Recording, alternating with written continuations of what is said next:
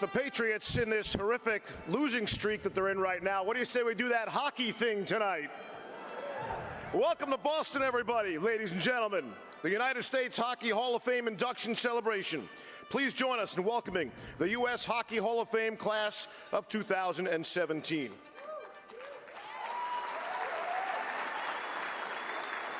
Our first inductee is one of the most respected on-ice officials in the history of the game. A native of Springfield, Massachusetts, he worked more than 2,000 NHL games over the course of 28 seasons, including 296 in the Stanley Cup playoffs, the most of any American official ever. 12 times he worked the Stanley Cup final. And equally as important to his on-ice work, he's also been a leader in furthering officiating at the grassroots level since the mid-1970s. Together with his wife, Mary, and children, Kevin, Lauren, and Chris, please welcome Kevin Collins, everybody.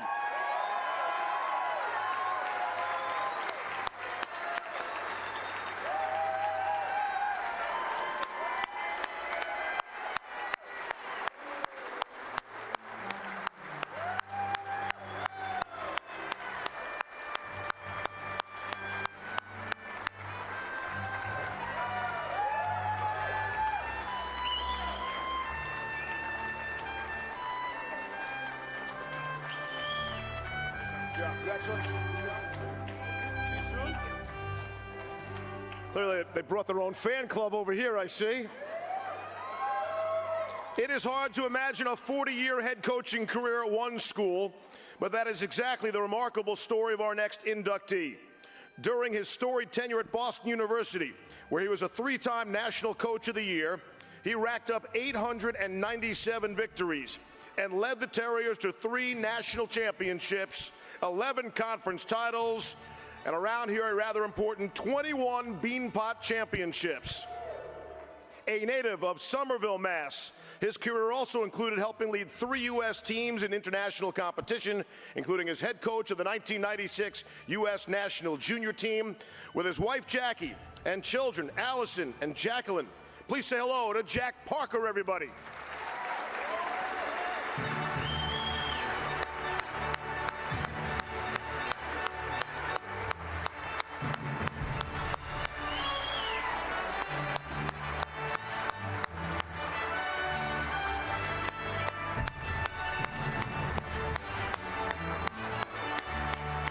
See you later. Thank you.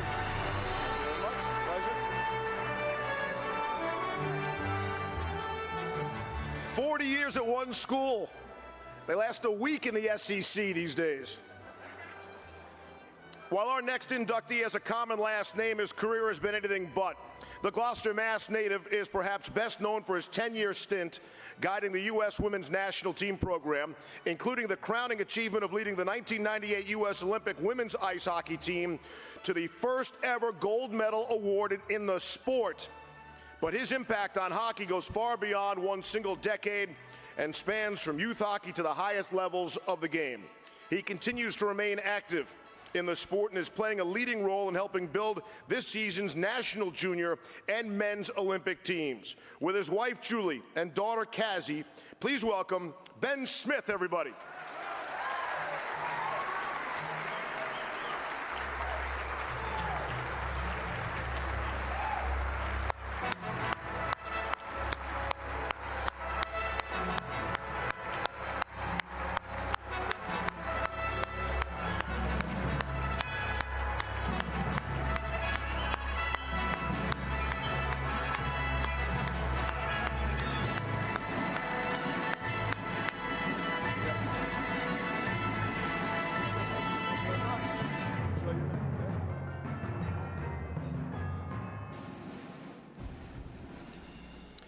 A great player in his own right, including starring collegiately at nearby Providence and going on to play professionally in the NHL and in Europe, our next inductee is one of the most renowned coaches in our game's history. He is the winningest American head coach in the history of the National Hockey League, with 648 regular season wins over 18 seasons in the NHL. And on the international stage, he has guided U.S. teams to some of the most magical moments in our nation's history, including capturing the title at the very first World Cup of Hockey in 1996, and also earning an Olympic silver medal in 2010. With his wife, Maureen, and children, Lauren and Kristen, please give a warm welcome to Ron Wilson, everybody.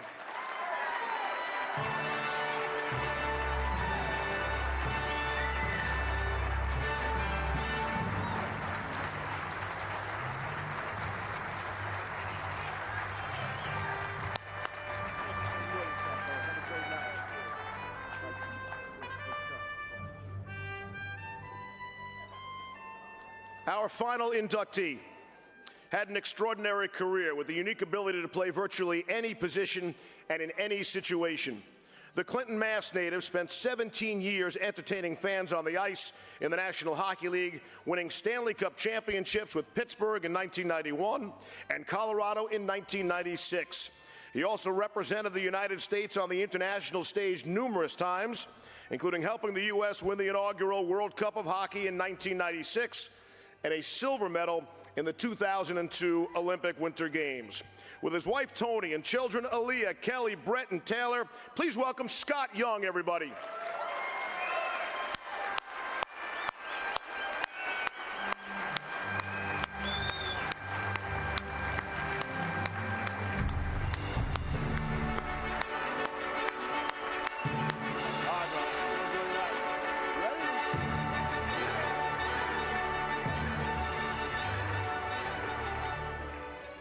I told Aaliyah she's got a speech to get ready. Looking forward to that. Ladies and gentlemen, the U.S. Hockey Hall of Fame class of 2017.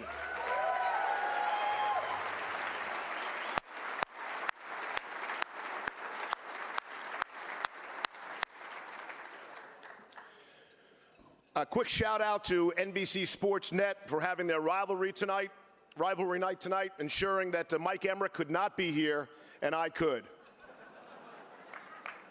They tell me it's my 8th year. I will believe them. It is a privilege and honor to stand before you, and a bit of a fortunate scheduling as well. I got to tell you that during the college football season in the fall, after every single Saturday game that I do, I check my Twitter account, my mentions, which is often a mistake, and I would say 50% of the comments are, why are you so biased against my team? You know, you're losing 40-3. Like, what did you want me to say about the team that has 3? And the other half, they mean it as an insult. They mean it to be derogatory, but they say, hey, Steve, stick to hockey. And, of course, I take that as a compliment. That's really the nicest thing you could say to a guy like me.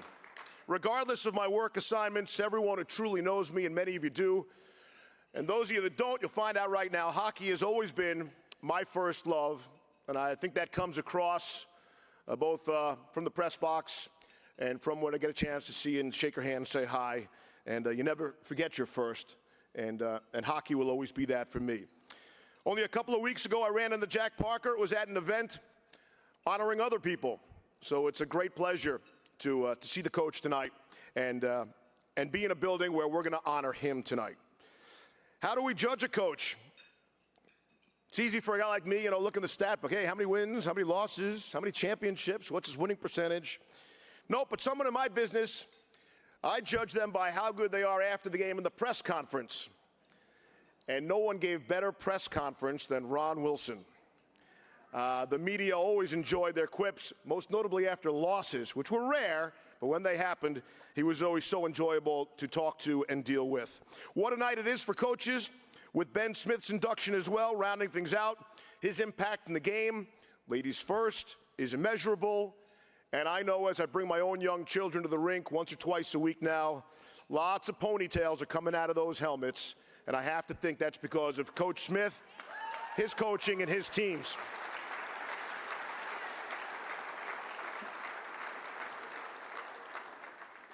It's a personal thrill to be in the same building for Kevin Collins, the 2 crowning achievements of his professional career.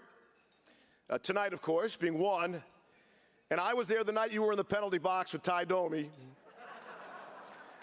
That was my call, and Panger gave you all sorts of credit for that, doing your job. I told my buddy Kevin Collins is going into the Hall of Fame. He goes, what team did he play for? I said, no, he's the linesman. And he goes, oh, yeah, he's the guy who broke up all the fights. Can we get a player in the Hall tonight? Yes, we can. We have a player going into the Hall tonight in Scott Young, and what a player he was. He was the hockey player we all enjoy and respect. He was a star on the ice, and he was a regular guy off the ice. And that, in its essence, is what makes hockey special. And take it from a guy who gets to cover all the sports and all the athletes. Special people, the best people in sports, the best people in the game, are truly people you're surrounded by tonight, and that would be hockey people. And Scotty, unfortunately, yes, for the sport.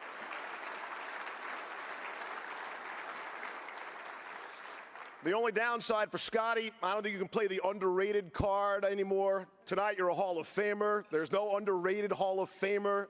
Tonight's your night, and to all the Hall of Famers and the inductees tonight, congratulations. We've got quite an evening planned for you.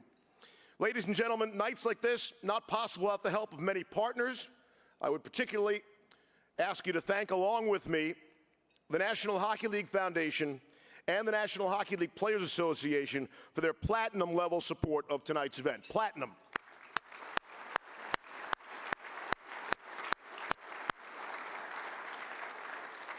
Platinum, that's the expensive one.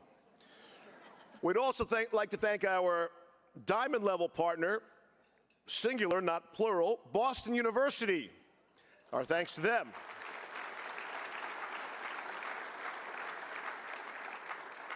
I keep looking at these cards. I don't see Boston College on here at all. I don't understand. Oh, the Battle of Comm Ave lives on. The great rivalry in college hockey here in Boston. Really appreciate everyone being here in the room tonight, joining to celebrate the wonderful game of hockey, champion the sport, and some of the extraordinary contributors to the game we all love. USA Hockey has been around for more than 80 years, from its founding in 1937 out of a shoebox in Tom Lockhart's New York City apartment. That's not the apartment itself, it's actual shoebox in the shoebox apartment, to where it stands today as the top national governing body in the Olympic movement. Our sport can be proud of the organization that provides the foundation of our sport in this very country. It is my pleasure to welcome the Executive Director of USA Hockey, Mr. Pat Kelleher.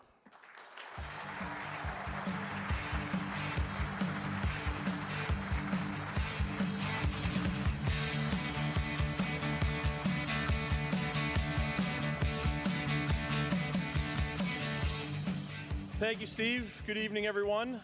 Welcome to Boston. Great to be here for the 45th class to go into the U.S. Hockey Hall of Fame. Steve mentioned, obviously, we have quite a special class this year, and it's great to be in this city for this class. It's great to be here, I think, as some of the people know, I grew up nearby here in Belmont, Massachusetts, about 10 minutes away, so it's great to be home for me, but it's great to be here in an area where hockey means so much to everyone. It's a big part of all the communities here throughout Massachusetts and New England. So to be able to celebrate our game and these special people tonight here with all of you is really a treat.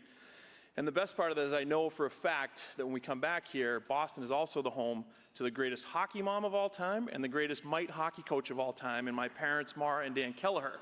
So that's big too. Big news here tonight. The U.S. Hockey Hall of Fame opened its doors in Evelyn, Minnesota in 1973 to honor truly extraordinary people and achievements in our game. They do a special job up there to preserve the history of hockey within this country, and we're fortunate to have their leadership here tonight with us, and just want to thank them quickly for what they do and recognize their Executive Director, Doug Palazzari, and Board Chair, Dave Tomasoni. I believe they're over this way at table 10. Gentlemen, they brought a lot of friends with them from Evelyn, so thank you. Appreciate all that you do. And from all of USA Hockey and our members and everyone around the country, we want to congratulate this class of 2017. Truly a unique collection of the very finest that our sport has to offer. The contributions they've made to our game and continue to make to our game are important for all of us. We've got three great coaches going in Jack Parker, Ben Smith, and Ron Wilson.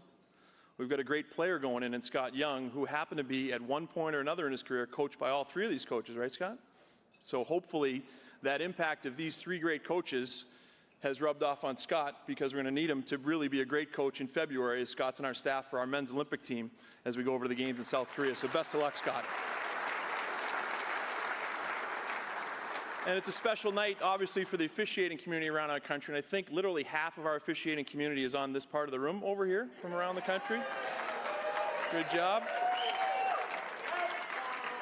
Kevin Collins is actually just the second on-ice official to go into the U.S. Hockey Hall of Fame. So congratulations to Kevin. It's a special night. Good for you. We also get to recognize two individuals tonight through the Lester Patrick Award. Peter Lindbergh has been a giant of a volunteer for USA Hockey, keeping us out of untold amounts of trouble along the way and setting up everything on the legal side of our business to make sure that we can offer the best experience to kids and families in hockey around the country. And finally, the last person that I get to recognize tonight is my predecessor, Dave Ogren. Couldn't ask for a better friend or a better mentor in this role, and all the things that Dave did for me to help me along the way. I appreciate that, Dave. And the fact that you're being recognized tonight is very special and important, because although you won't be in the office every day anymore, the things that you did as a leader for USA Hockey and as a visionary will have an impact in the game for many, many years to come. So thank you.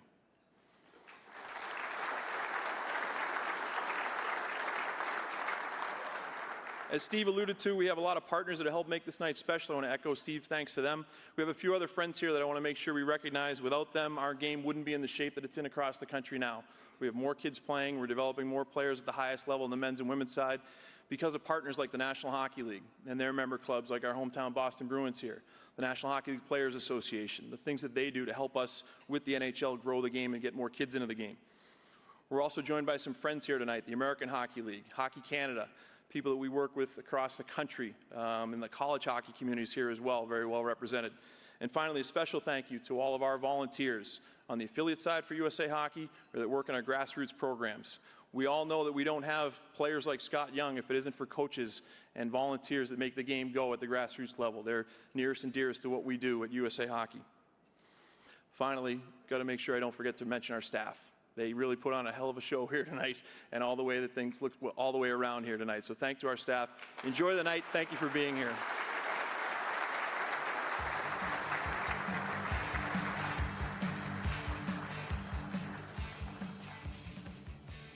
Thank you, Pat. That was a nice little note about Scott Young playing for all three coaches. That's what we call a nugget in the business. Would have been good if I had that note.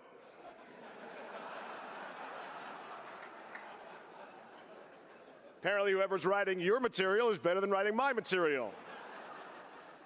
Shout out to Dr. Fisher. Love you. We'll continue the shout outs now. Fun to look out there tonight and see so many familiar faces. I know we have a number of the players from our silver medal winning 1972 Olympic team here tonight. Guys, just stand up and say hello.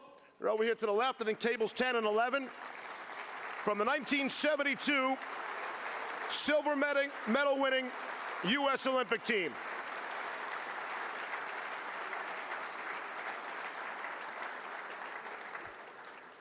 Setting the path for the rest of USA Hockey. And I do have to say, as I recognize that 72 team, I know you guys had hoped that your captain, Huffer Christensen, would be joining you here tonight at the festivities, but Huffer is in a personal battle with cancer right now, and we would ask that everyone here keep Huffer in your prayers.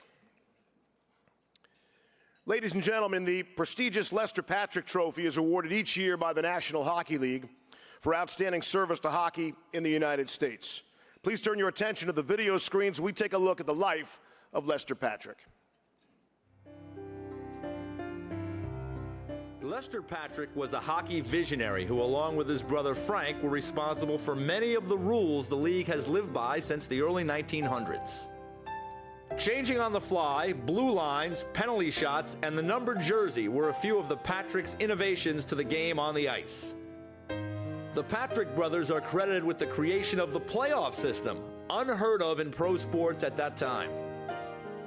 Lester Patrick's pro hockey roots can be traced back to 1904, when he embarked on a playing career that would include winning 2 Stanley Cup titles before retiring from play in 1922. In 1926, Lester Patrick was lured to New York to become the first GM and coach of the New York Rangers. Under his tutelage, the Rangers established a winning way and captured 3 Stanley Cups. Lester Patrick stayed on with the Rangers organization until his passing in 1960, but the Patrick name and legacy lived on in his children and grandchildren, who have flourished in the NHL as players, coaches, and executives. The Patricks are considered hockey's royal family. In 1966, the New York Rangers began presenting the Lester Patrick Trophy annually. The award is given to deserving figures in hockey for their outstanding contributions to the sport in the United States. It's remarkable the way the game of hockey has been accepted into the hearts of the great American centuries. And I honestly believe that its possibilities have merely been scratched.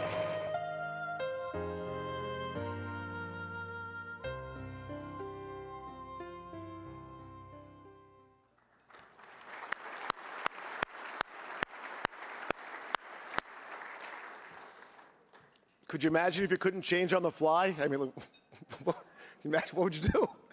That's like the greatest invention ever, changing on the fly. No, you stay out for 3 minutes. Okay.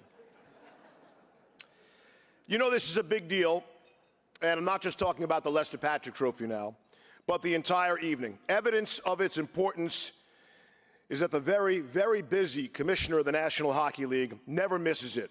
He always makes time for it, and here he is, Mr. Gary Bettman.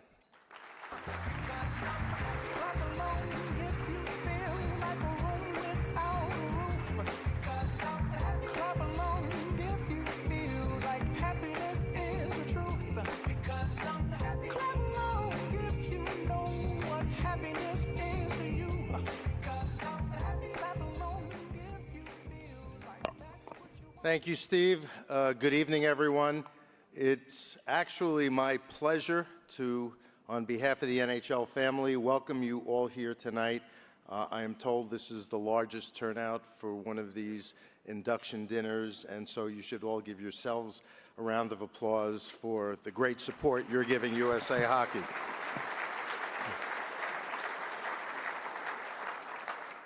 And it's also my honor to present the Lester Patrick Award to 2 great deserving recipients. But before I do that, let me share some background with you on the game of hockey in this country. According to the Aspen Institute, in calendar year 2016, the percentage of children aged 6 to 12 who regularly participate in high-calorie burning sports declined for the 5th year in a row. Only 24.8% of children aged 6 to 12 were considered active to a healthy level, which means they engaged in those kinds of activities roughly 3 times a week. In addition, the percentage of children aged 6 to 12 who engaged in no sport activity at all during 2016 was 17.9%. That is the lowest annual figure in the study, which dates back to 2011, represents nearly 1/5 of the kids in that age group, and obviously is not a very good trend. The Aspen Institute also reported just about every developed nation faces an epidemic of physical inactivity among youth, coupled with an obesity crisis that taxes its healthcare system. Since we're here to celebrate, and I don't want to be a downer much longer, before you get too depressed, let me tell you something else that they reported. Ice hockey is among the few sports that's grown in participation. So, yeah, that's worth clearing. So as we gather here tonight, overall membership in USA Hockey is over 1.1 million. Registration in the 8 and under age group is at record levels, over 115,000.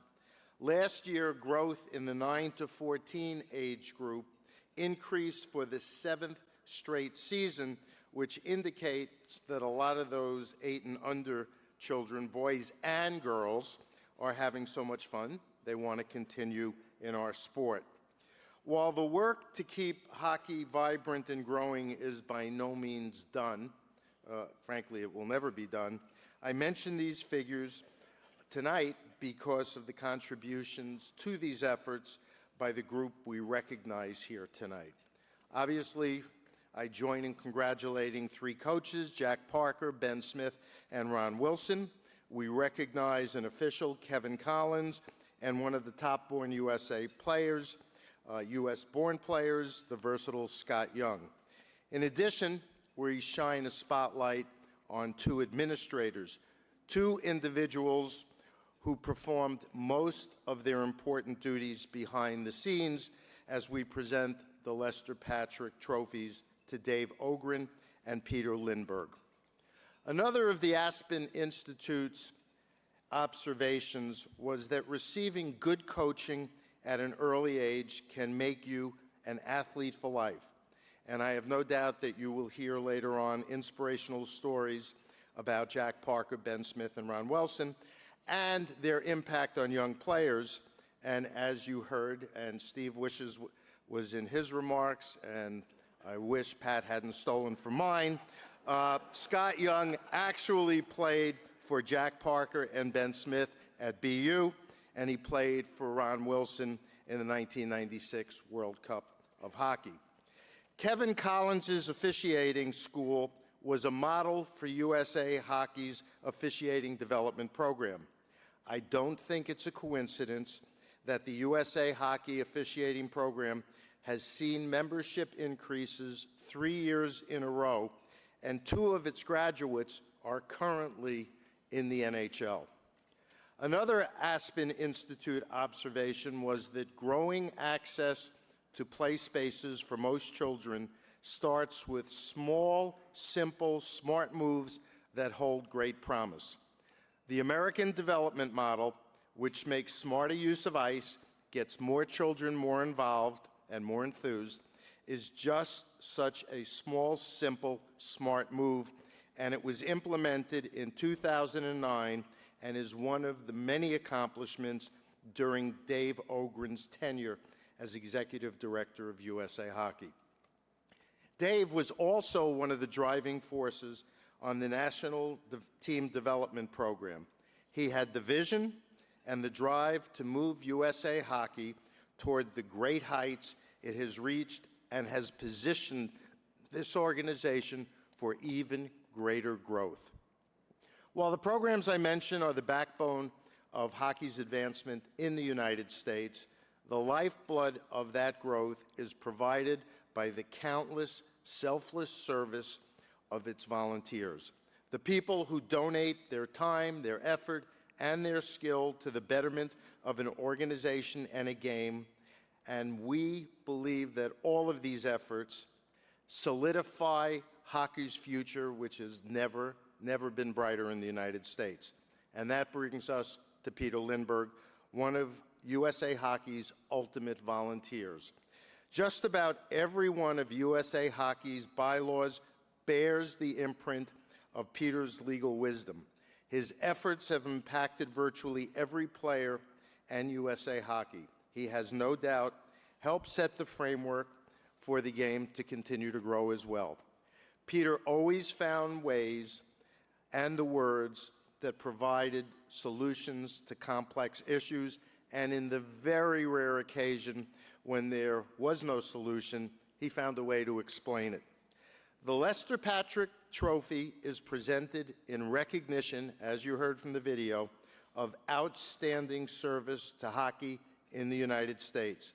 And the contributions of Dave Ogren and Peter Lindbergh truly reflect their devotion to our sport.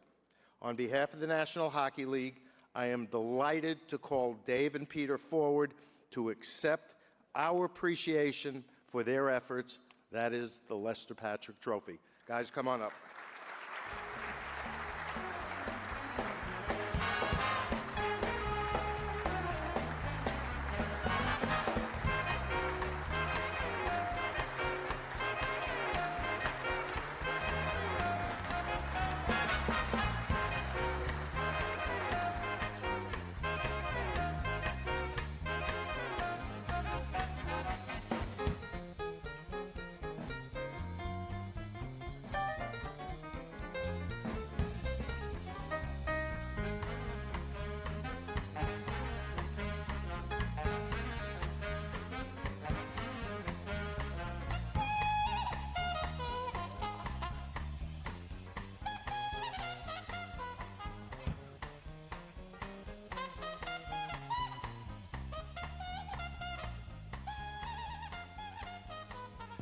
Big hand for Commissioner Gary Bettman.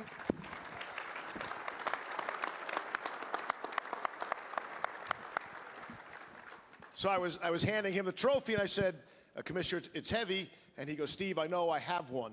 So that's the end of that. That took care of that. And now each of you gentlemen have one. Peter, we'll start with you. I had a chance to meet the 2 of your 3 sons last night. They wrote the questions for me, so we're going to go back in your past. Just kidding. They wouldn't give me anything. I asked. I'm afraid to ask. What are you feeling? What's going through your mind right now after getting that award? Incredible. I'm well surprised. I had no idea that this would ever happen in my life.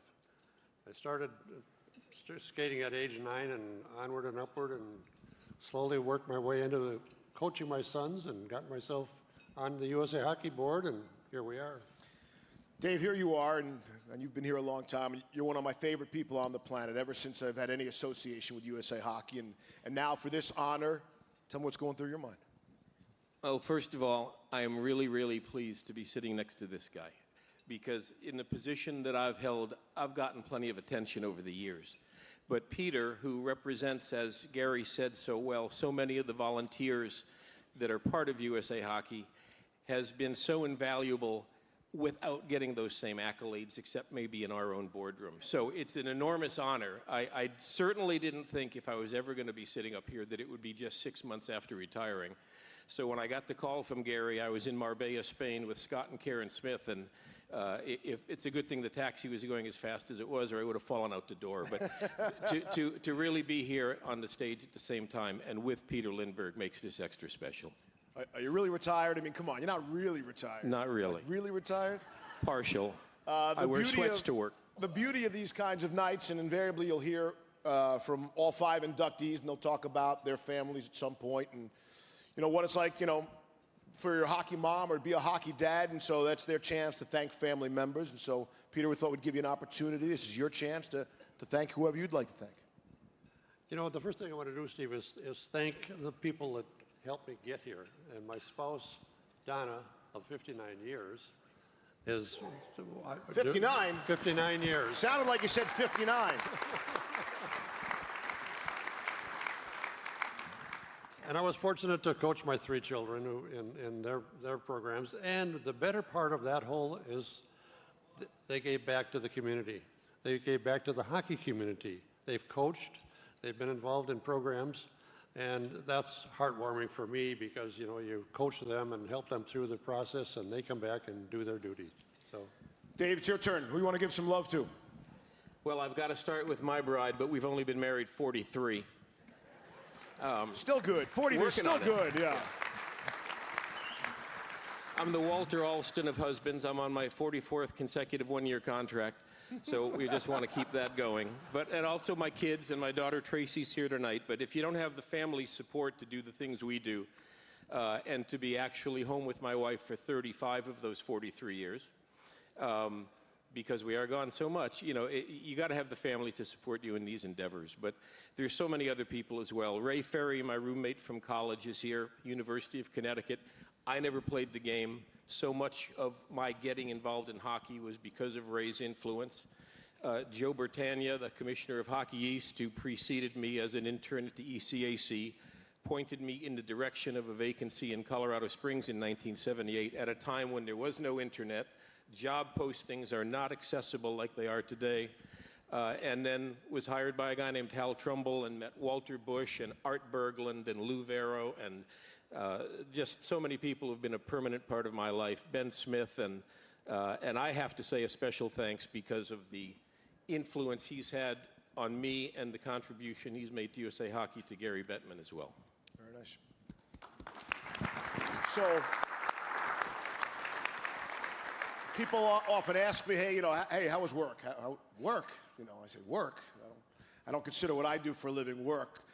You, however, Peter, and I think you both agree that hockey's not work, it's love, but you actually had a real job outside of the fake hockey job, and maybe the people would be interested that you were a chief judge in Minnesota, and I don't know what the statute of limitations is on this kind of thing, but maybe you have a case or a particular fascinating story that you would like to share from your courtroom. Well, there's a lot of courtroom stories, but some of them can't be told, actually. I'll tell you the story about the cop that couldn't shoot straight. It happened that a person in northeast Minneapolis had barricaded himself in his house, and the police were called. They came to the scene, and they finally got the guy to come to the front door, and we're all in the courtroom waiting to see what's going to happen here. And the guy opened the door, had a gun in his hand. The cop emptied his revolver at the guy and missed him. Shot 8 times, 9 times, missed him with every shot. I call it the cop that couldn't shoot straight. He quickly went to the gun range to learn how to manipulate his gun. How far away was he? He was 5 feet away. He went to the front door. It was like... What are you going to do? We all have a certain skill set, and apparently that wasn't his skill set. No, for sure. You'd like to think a police officer would have one of those skills? Dave, how about you? I mean, you've seen so many great moments, USA Hockey. Impossible to pick one out, but pick one out. Well, I've had a chance to think about this because I've been asked the question in similar form over the last couple of months since I retired. There's one moment which nobody else was part of, but which I will always remember because of how special it was. And I'm reminded of it tonight because Katie King-Crowley and A.J. Malesko and Ben Smith and Tom Much are here. But when we were in Nagano in 1998 going after the first gold medal in women's hockey, which was a unique experience because we had the chance to do everything from scratch, clean sheet of paper. When Art and I hired Ben Smith, it was just the first step down a road nobody had traveled before, so we could do things the way we thought best to be done. So we were in Nagano, and we had played most of the tournament and knew we would be playing Canada again for the gold medal. And I was in a bar, go figure, at about 12:30 in the morning with a guy... Hard to believe that, David. But I was in a bar at about 12:30 in the morning with a guy that a few of you, Bob, Ben and Ron Wilson, others in this room know, named Bob Webster. Bob was our equipment manager, but a lot more than our equipment manager for the 1998 women's team. And we were in the bar, and we were just talking about the fact that we had come almost all this way, and we were almost done. And I said, Bob, is there anything that we have not done? Is there anything left? Is there any other stone that we could turn over? I don't want to go back home and in March say, woulda, shoulda, coulda. And we just sat silently for 15 seconds, and then we looked up at each other at the same time, and I said to him, do you have his phone number? And long story short, when you go to the Olympics, there's a finite number of credentials. And there was a very important part of this entire team named Peter Harbel, who was our team psychologist. Very important to the women and getting them ready to play, but he wasn't with us in Japan. But we called him up in Boston, and I said, Peter, can you get the next 4 or 5 days off and get over here? His brother worked in Tokyo. I knew he could pick him up at the airport, get him up by train. And we had him over in Nagano 36 hours later, and he walked into the Olympic Village dining hall, unannounced to the women, and I think they all came unglued because Peter was there. And whether that was the secret sauce or not, who knows, but he had 2 days to get them collectively and individually ready.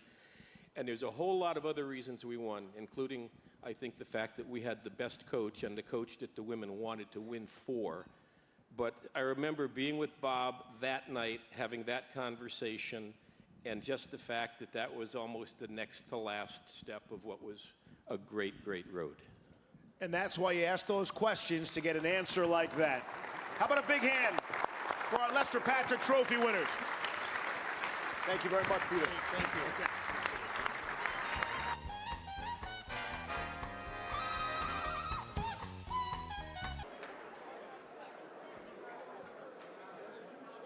Don't stop the music on my account. So look, I gotta be honest, during dinner I had a Bud Light, I'm rocked. So you guys might be in luck, could be a wardrobe malfunction, we'll see how it goes, really, who can say? Gonna get up here and make some bad decisions. Hope everyone enjoyed their dinner, and thanks to Mike Jorgensen and his Weston staff here for their terrific service tonight.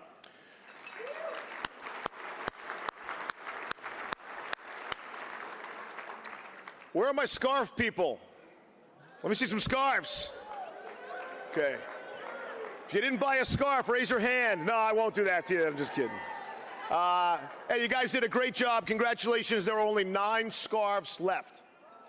Okay, only 9. Maybe we can make them go away. But give yourselves a round of applause. That's great. Thank you very much.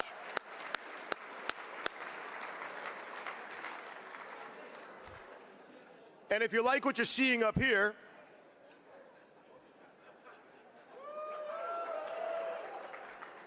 all of it, if you know what I mean, it's available on, was it usahockey.com? There you go. Can't get the scarf, though. You can get this jersey, home and away.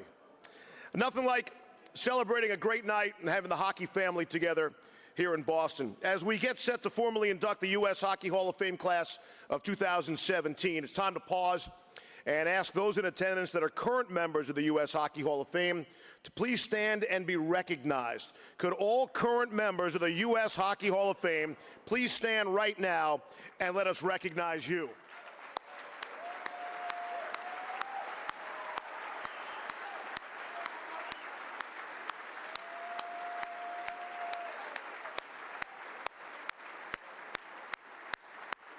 It's a great look around the room. And look, I hate to single people out, but what the hell? Where's Jack Kelly? 90 years young. Jack Kelly in the house.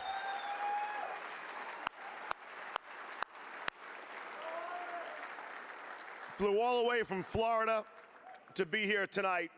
Coach, great to see you. It's always great to go out in the audience and meet some of the people. And we're going to start with some of the zebras. We got a lot of people that wear stripes for a living. Now, let's see where Mark Fawcett is. Mark, where are you hiding? Hey, you want to be on TV? Hang on a second. Can you get a good shot of her first before Mark? Say hi. And you got a scarf. Of course you do. Hey, Mark, how you doing? Good to see you, brother. Here's Mark Fawcett, refereed nearly 1,000 NHL games in his career. How come nearly 1,000? Like, what happened, man? No, it's not about you tonight. It's not about you, okay? They don't want me anymore. Long story. Where's Walk? Is he? I know Walk's here. What's up, Walk? Call me later. All right, okay. Obviously, you worked with Kevin Collins a long time. Tell us what made Kevin special to work with, on or off the ice, or any personal memories you have of him. Well, I mean, first of all, he was a mentor to all of us. We all went to his school, and we all made it to the big time through his school, so we owe him a great deal of gratitude. Also, he was probably one of the best team players going. That guy actually held a plane for me. Yeah. Really? He stood in the doorway like this. Kevin shaking his head, true story, right? I like it, just like Ty Domi in the penalty box. He was just like this, and he looked at the flight attendant and he said, "You're not going to take this plane off until my partner gets here." And it happened. It's true. So he was definitely a team player. TSA frowns on that kind of behavior nowadays, but in those days, you get away with anything. Mark, thank you very much. Thank you, Mike. Mark Fawcett on Kevin Collins. We recognize the Hall of Famers. They got a chance to get up. Where's Lou? Hey, what's up, Lou? Come on. Stand up. Join the party here. Lou Vero, everybody. Always entertaining. You got a chance to talk with one person in this room tonight that you don't know, you got a spare moment, make it Lou Vero, all right? 5 Giants of the game going in. We'd ask you to talk about Ben Smith tonight, in particular, and what is the big reason he is being inducted in the U.S. Hockey Hall of Fame tonight? I was told to not give up the microphone. Fish, look, you're a Hall of Famer here. Here you go, take that. There you go. Keep it short, Larry. I'll be over here if you need me. We all know what a wonderful player Ben was, what a great coach and leader, but he did something really important for hockey in our country. When I started working for this outfit in 1978, the East and the West weren't the best of friends. It was a great competition, but there was some issues. And Dave Peterson and Art Berglund had mentioned to me, I already destroyed hockey here, so I went to Europe to see what I could do there. And I destroyed that too. And what Art and Dave Peterson did when they brought Ben in, that mistrust between the East and West disappeared in a hurry. Ben Smith, Tim Taylor also, they told the guys in the East, those Minnesota, Michigan guys are good guys. They're easy to deal with, work with, and it went back and forth like that, and I think Ben was the main reason we brought the country together in hockey. And because in any way, shape, or form, if we're divided, we won't succeed. We have to be one. And we have to work together as one, no matter what it is. Hockey, baseball, politics, anything. We need to be one, solid group that works together for the right goals. And Ben did a great job with that. Thank you, Ben. And Art, you and Dave Peterson, thank you for bringing Ben in. He's become a great friend. I've had the privilege of working together with him, and it's been a lot of fun. And him and his wife, Julie, are dear friends. So you Boston people and New England people are doing a great job, and Ben Smith represents you very well. Congratulations to all the award winners, the people being inducted into the Hall of Fame. Congratulations. You're all really deserving, and I'm proud to be a part of what you've accomplished. Thank you. Lou Vero, everyone. I told you, if you had a minute, go stop by and say hi to Lou Vero. A few of Ben Smith's players are here tonight. I saw Katie King and AJ Malesko already. If you guys want to stand up. And Sandra White's here as well. Ladies, for your coach.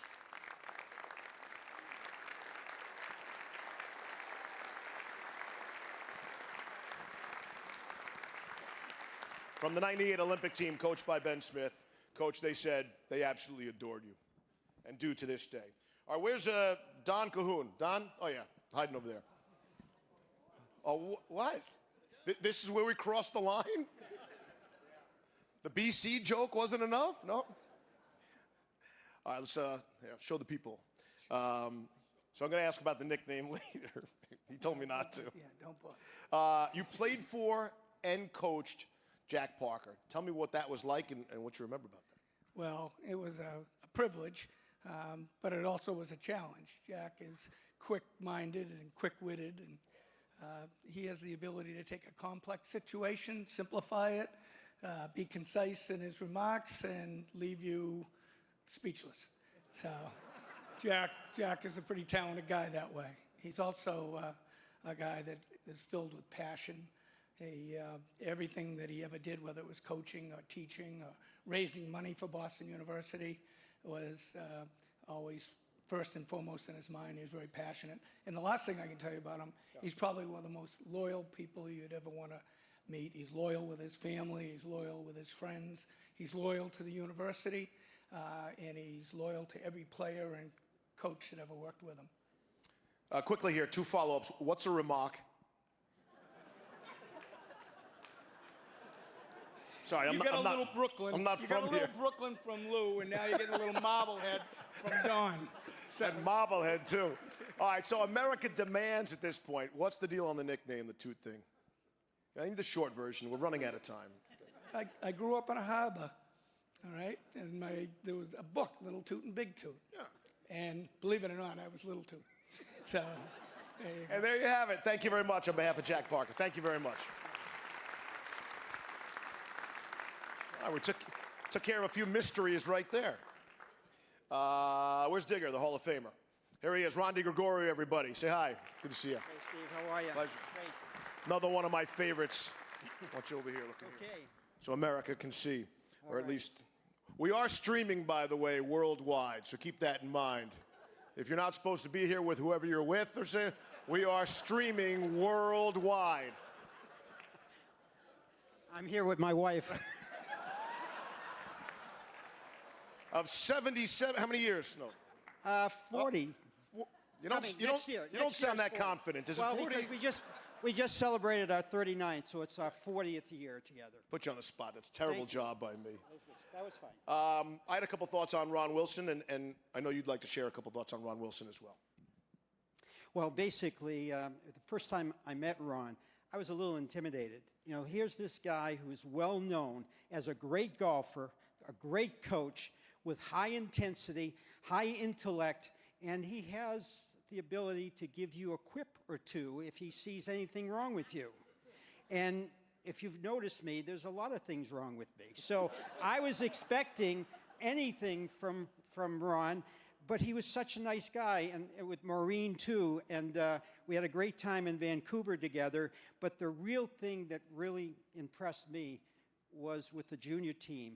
He was so great with this young group who loved him, adored him, and they won the bronze medal and just missed that gold medal opportunity, but they came back against Sweden. The key thing about Ron is that he came up with grassroots opportunities that made him a greater coach. He always had that greatness, but it allowed him to mature, and that was good things from the festival to the Goodwill Games. And then I read the story about your dad, Larry, and your coaching with him at age 13, a player coach. And so you had it in you all this time, and it just got better and better. And I think Larry would be proud that he's now recognized as one of the greatest coaches America has had. Very nice. Digger, thank you.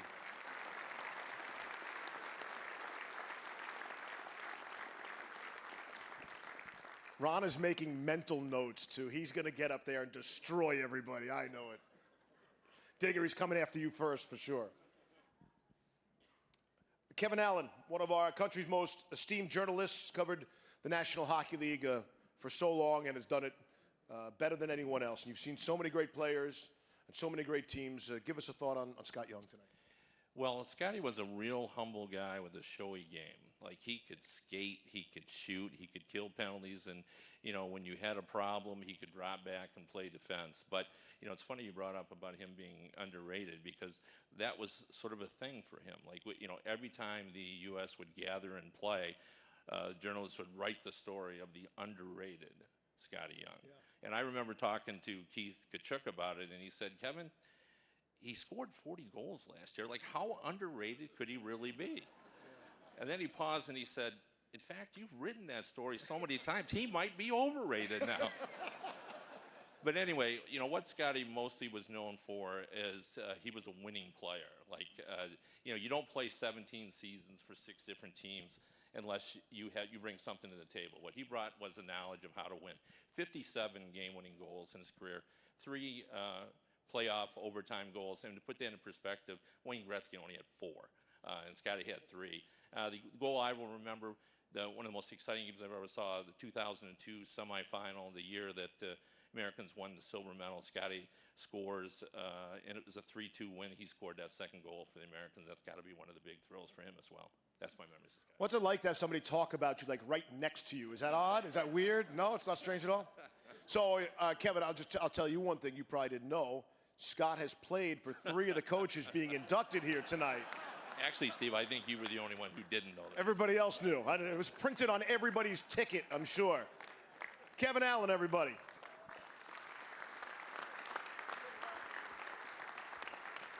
We are just about set now to formally enshrine the class of 2017. Talk to Kevin, talk to Digger. As you can imagine, this process can make a lot of enemies because everybody wants to be in the hall, and of course, not everyone can be in. So if you could join me now in thanking the members of the U.S. Hockey Hall of Fame Selection Committee.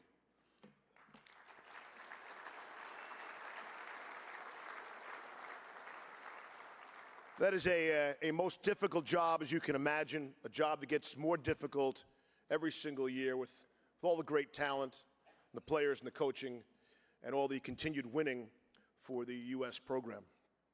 Now to formally enshrine the U.S. Hockey Hall of Fame class of 2017, please welcome Mr. Jim Smith, the president of USA Hockey, and Dave Tomasoni, the chair of the U.S. Hockey Hall of Fame Museum Board of Directors.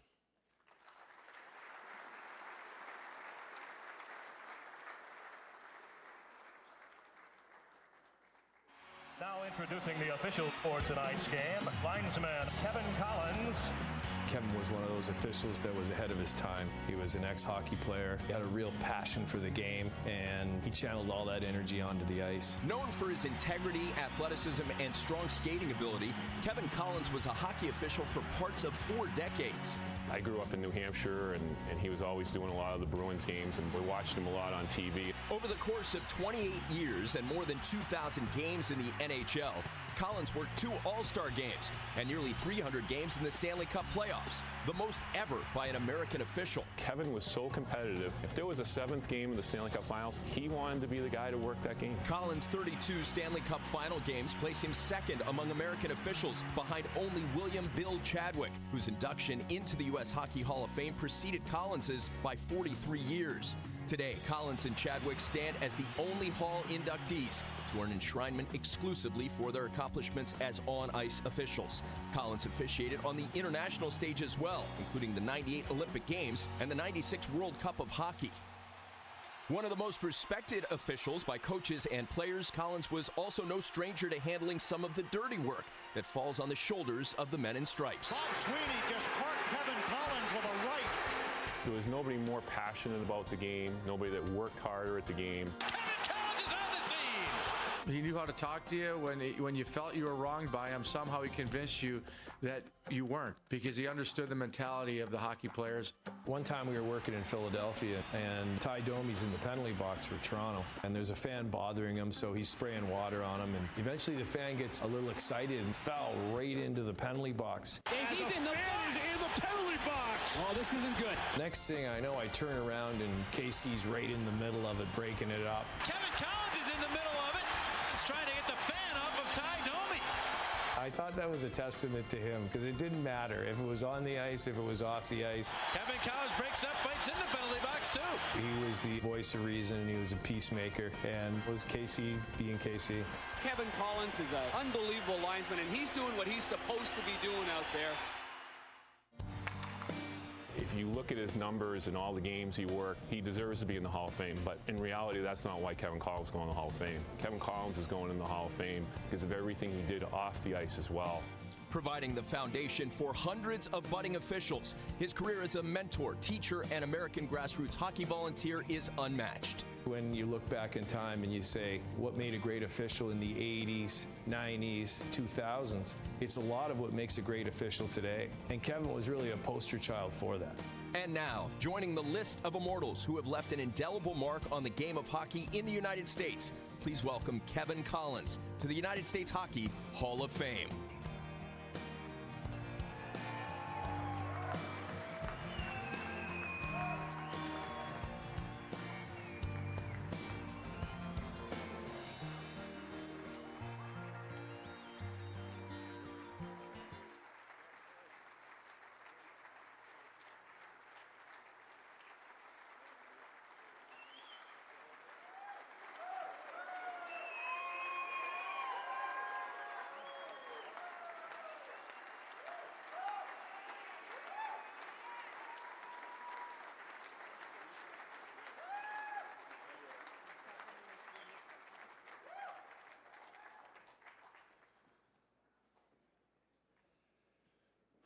Wow.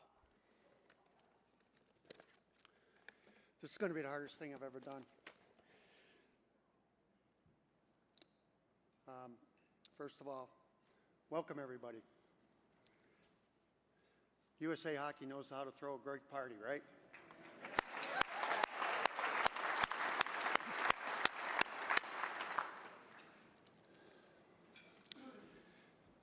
I'm deeply overwhelmed and humbled to be inducted into the USA Hockey Hall of Fame. I would like to thank the selection committee for bestowing this great honor on me. It's truly the pinnacle of my life, my officiating career. I would also like to congratulate my fellow classmates, Jack, Ben, Ron, and Scott. Steve Levy spoke earlier about the hockey community and how the hockey people welcome everybody, and that's what hockey's all about. I met these gentlemen personally yesterday for the first time, and within 24 hours, we act like we've been together for years, and we're like teammates. And that's what this great sport is all about.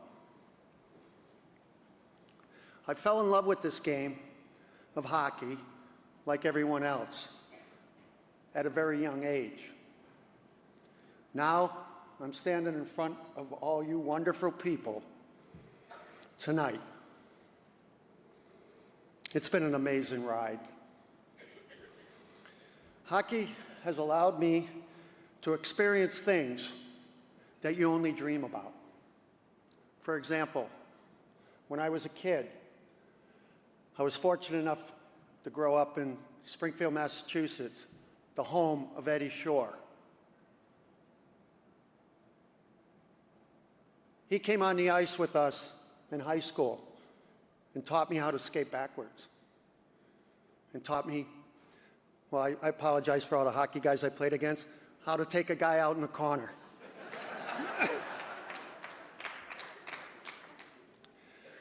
I also was fortunate enough to play hockey with Gordie Howe.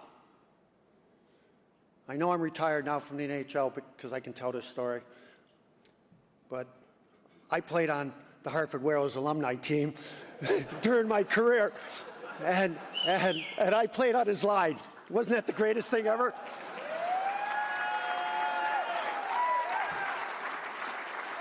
Sorry, Gary.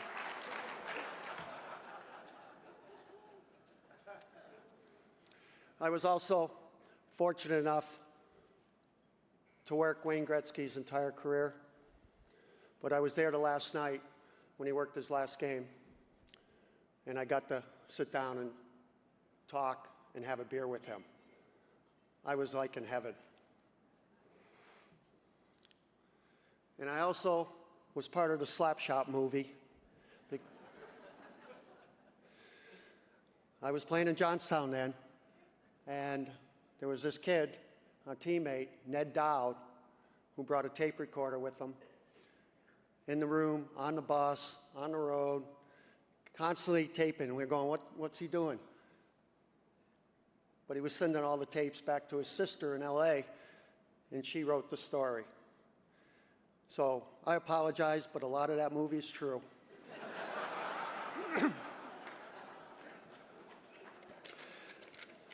And lastly, this is for all the Boston people. I got to work the game that Ray Bork got to host the Cup. And, well, okay. No, it was all about Ray. I was very fortunate, again, in my professional officiating career. Started, again, in Springfield, Massachusetts, the home of the American Hockey League. And Gordy Anziano, at the time, was the American Hockey League vice president. And he gave me my pro start.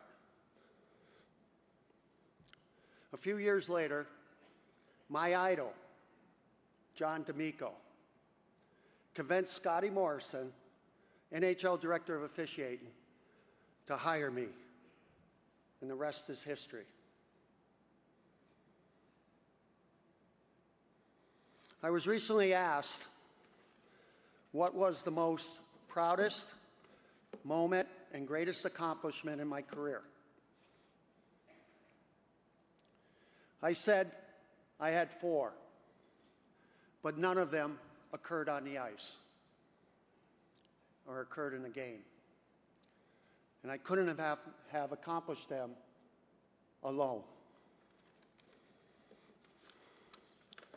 The first, and Gary Bettman alluded it, and I thank you for your kind words, about Western New England Hockey School of Officiating. My partner, Al Penziak,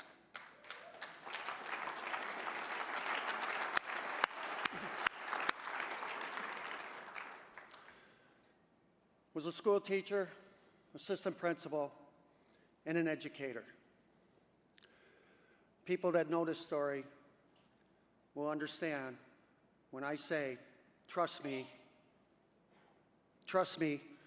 I was his best student. Great run, Al. Next was the U.S. Hockey Officiating Development Program. And thanks to Mark Rudolph, who happened to be a student at our school. And he came up with an idea and approached me and said, look, you're doing this in New England. Why don't we do it across the country? He had the vision, and I followed him through the process. And that first year, up in Lake Placid, we had approximately 25 students. And I just want the four instructors that attended that, all NHL officials. Mike North, will you please stand? Pat DePuzzo, will you please stand? And Mark Fawcett.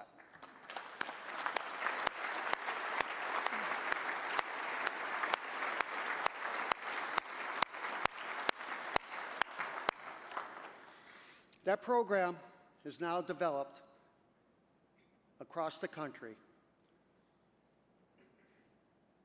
And more officials across this great country are being developed. And it's been continued now, and a number of officials are making it work. And we should be all proud of that. The third thing was the NHLOA. Thank you guys for trusting me and allowing me to be one of your leaders.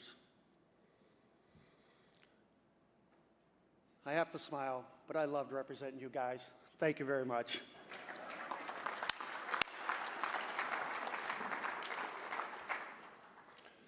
And lastly,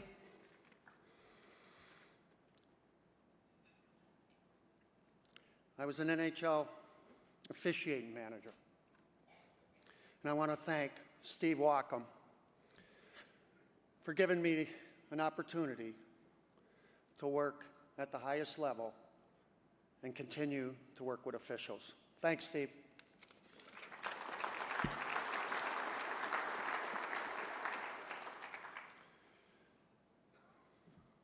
In conclusion, there's no better medicine for true happiness than helping people. And I've been smiling for a long time.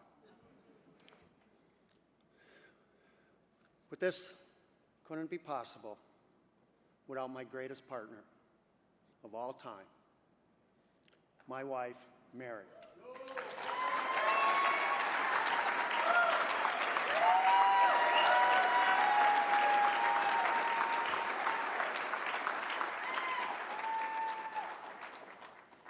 She endured my lifestyle and was not only the mother, but many times the father. She did a great job because we have 3 great children, Kevin, Chris, and Lauren.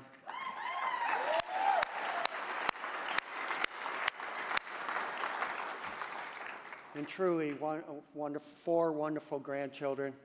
And the oldest one's here tonight, Ella. Ella.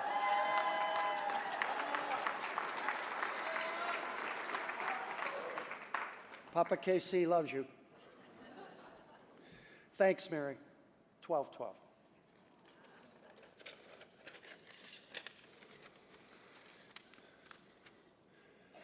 I must mention a couple more people before I'm finished. I only got 58 seconds, but am I okay? Thanks. I have to mention these next people because I truly would not be standing here today talking to you if it wasn't for them. the two Brians in my life. One is my brother, and the other one is just like a brother, Brian Murphy. Please, you guys, stand up. Take.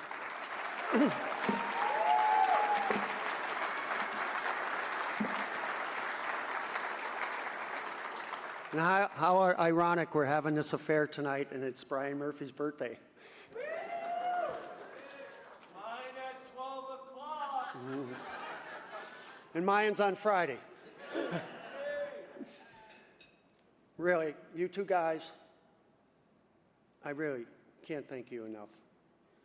You know how much you mean to me. Thank you, thank you, thank you.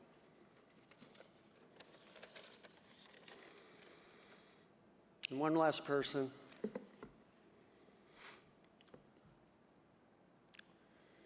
I have to talk about my brother, Tommy.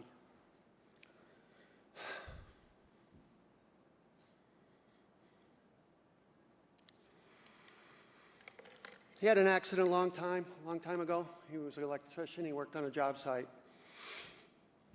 And he fell through a floor. He crushed his vertebrae. It was paraplegic. He lived a life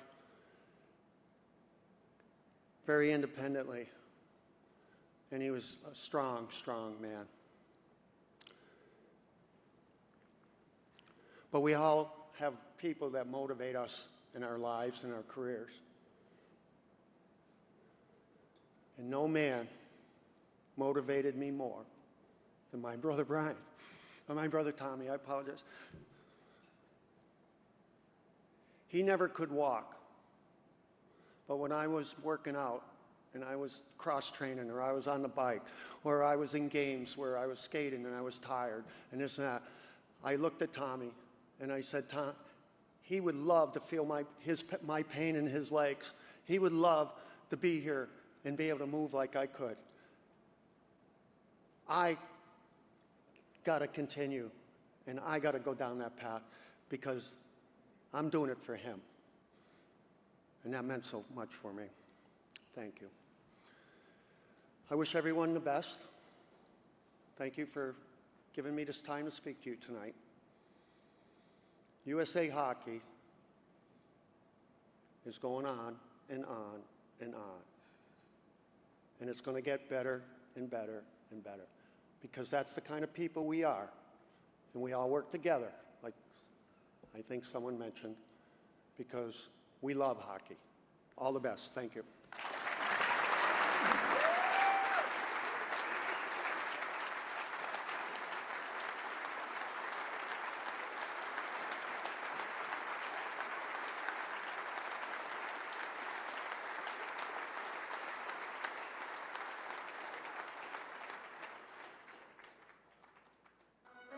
Born in Somerville, Massachusetts, Jack Parker began his hockey journey as a player at Catholic Memorial School, where he earned Most Valuable Player honors as a senior before moving on to college hockey with the Boston University Terriers.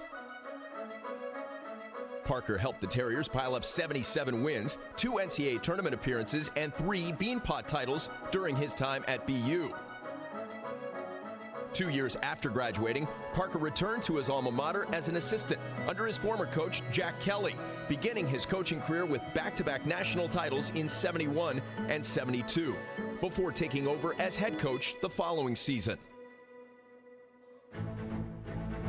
What took place during the ensuing 40 years can be described as nothing other than legendary. Almost 1,500 games, 21 Beanpot crowns, 11 conference titles, and 3 national championships. Unbelievable! Boston University is your Division I champion! In addition to his duties at BU, Parker answered his country's coaching call on 3 occasions, serving as assistant coach of the U.S. men's national team in 1995, head coach of the '96 U.S. national junior team, and head coach of the 2013 U.S. men's select team, which won the Deutschland Cup.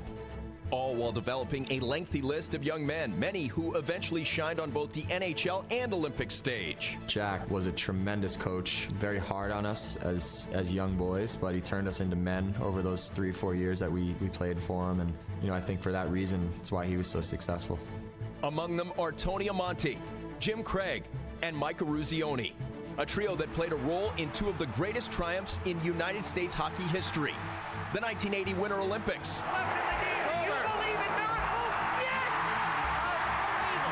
and the 96 World Cup of Hockey. And Team USA is going to win this World Cup.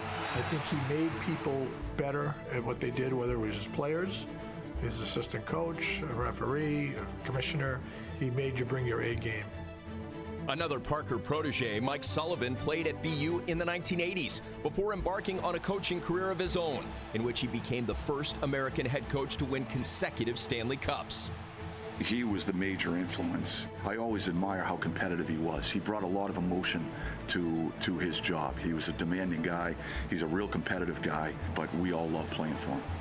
A coach whose emotions were always in full view, Parker finished his career just 3 wins shy of 900, the third most in NCAA history.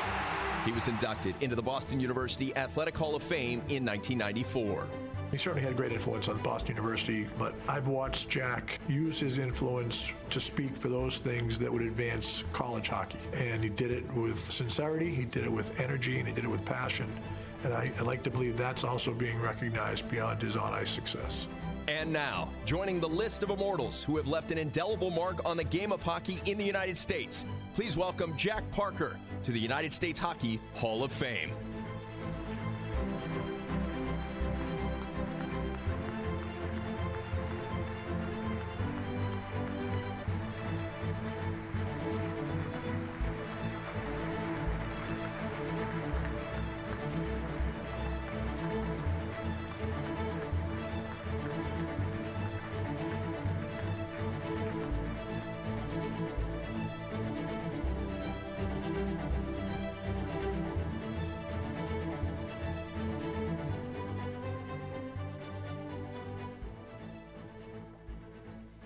Glad I didn't want to wear one of those sport coats tonight. Before I start my remarks, I'd like to, one thing that was said up here earlier that really jumped out at me. Peter, when that cop was shooting the guy from 4 feet away, and he unloaded his gun and missed him every time, was he a referee?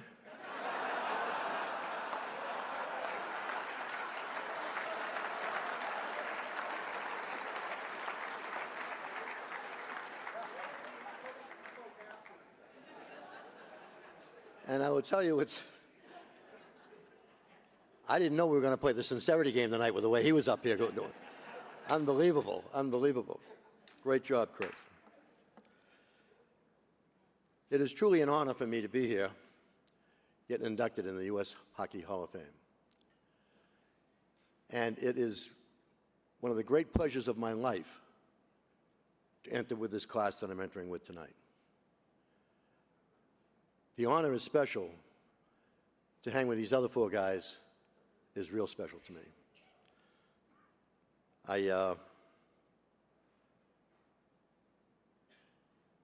I've known Ben Smith since we were in high school together. Played against him in high school, played against him in college. Coached against him when he was assistant coach at Yale, and I was fortunate enough to have him come work with us at Boston University for 9 years. He put up with me for 9 years.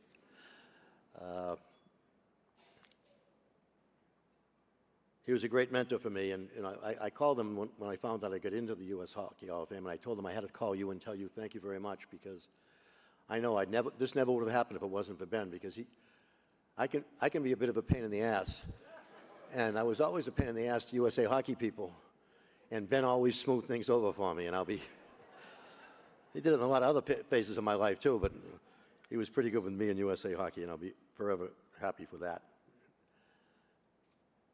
I think that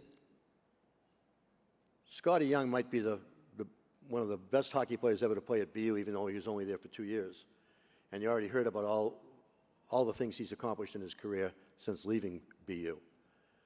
And I have one regret for the 2 years he was there. I should have played him every other shift. I didn't know he was going to leave right out. And he was, without question, he could have played every other shift. He was such a great skater, and it's already been alluded to that he could play any position as well. So shame on me and shame on you, Ben.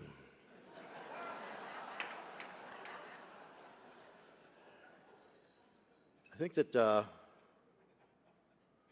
Ron Wilson might have been one of the greatest college players I ever coached against. We're talking about him as a fabulous coach up here, but he was an unbelievably great college hockey player. I may be mistaken, but I think he still holds the scoring record at Providence College. And he was a defenseman. And if he was playing in this era, he'd be playing for 20 years. He was an unbelievable player. But he also was a fabulous coach, as you've already heard. And to be associated with him, with his class, is a feather in my cap. I think it was nice that Kevin mentioned that we just met each other last night, and it feels like we know each other now, and I really believe that. And I think that's one of the greatest things about our sport. It's really parochial. We know each other. We're around each other a lot. It's a great part of the sport. And I'm very, very happy to be going in with Kevin, especially since he's not a referee. I had a lot of the referees come up to me and say, hey, geez, I've heard a lot about you, Jack. And I know what they heard. When I got the call from Pat Kelleher, I was really, wow, this is really something. And then I was thinking about, how the hell did I get here? I grew up in Somerville, Massachusetts as a basketball player.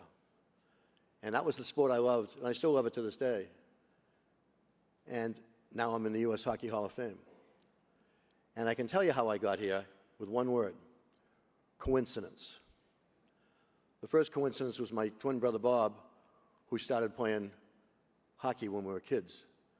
Because, as a coincidence, my father had a close friend that was friend of Fernie Flaman's, and Fernie gave us a pair of hand-me-down skates. And they only fit Bob. And he started playing hockey on ponds, and my father would take him over to the Boston Skating Club, and they had public skating on Friday nights, and you could skate this way, and then you could skate that way. And I'm watching this from the screen saying, this is a lot of fun. But then Bob started playing a thing called Pee-wee hockey. Now, there was no Pee-wee hockey in Somerville. There was no Pee-wee hockey anywhere, except in one place, Belmont. The Belmont Pee-wees. And it wasn't a team, it was a league run by a gentleman named Scott Perot, who was, you want to talk about a guy who started hockey around here. And I know I've seen Kenny Perot, his son, who was a great player and teammate of Ben's here. But Scott Perot did an awful lot for hockey in this area. And Bob was playing for the Belmont Pee-wees.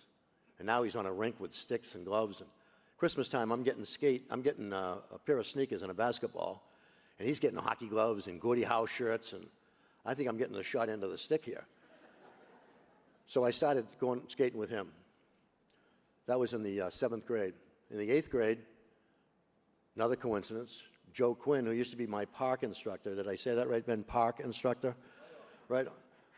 My park instructor, Joe Quinn, got the junior high school coaching job at Somerville High. And he knew that Bob and I could skate. So he called us up and asked me if we'd wanted to play on the Somerville High the junior high school hockey team. Yeah, we'd love to, Joe, except there's a big problem. We don't go to Somerville junior highs. We go to St. Anne's School. Oh, that's no problem. He says, you're in the 8th grade, you're a junior high kid, and you're in Somerville. Nobody checks IDs around here. So we played with his brother Jimmy and with Sean Quinlan. We had a pretty good team. The very first game I ever played on was outdoors and the Arlington guys will remember this, a lot of guys will remember this, outdoor MDC rink over by Route 2. The first time I was ever on a rink with ice with boards, and I never put hockey socks on before. I had to have somebody show me that. And we played Ringe Tech. And I got to say that I was better than most of the Ringe Tech players. That's how bad the hockey was. And then I got another coincidence. Bob decided to go to Malden Catholic, which was a big-time hockey school. And I wasn't sure if I was going to play basketball or hockey. And but he's my twin. I better go to school with him. He's going to need some help. And so I went to Malden Catholic, and I would decide when I got there whether I'd play basketball or hockey. And when I got there, honestly, it seemed like every kid I knew in my class were all hockey players. They were all trying out for the hockey team, and they were all great guys. Dave Pollard is here tonight, a great player at Merrimack College, who's a teammate of mine at Malden Catholic. In any event, I decided to stay with hockey that year. I knew I could make the varsity basketball team if I didn't make the hockey team. But lo and behold, myself and Dave Pollard and Brother Bob didn't get to play varsity freshman year, Ben. We had to play in the freshman team. You too, Dwight, I know. And, but it was a lot of fun, and we wound up,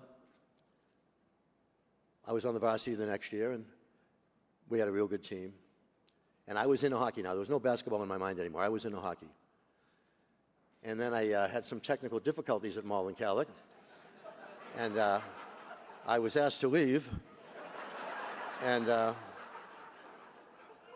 just want to let you know I was an A student on the varsity hockey team, but I hooked school one day, and truancy was cause for dismissal at Malden Catholic. I hadn't read the handbook.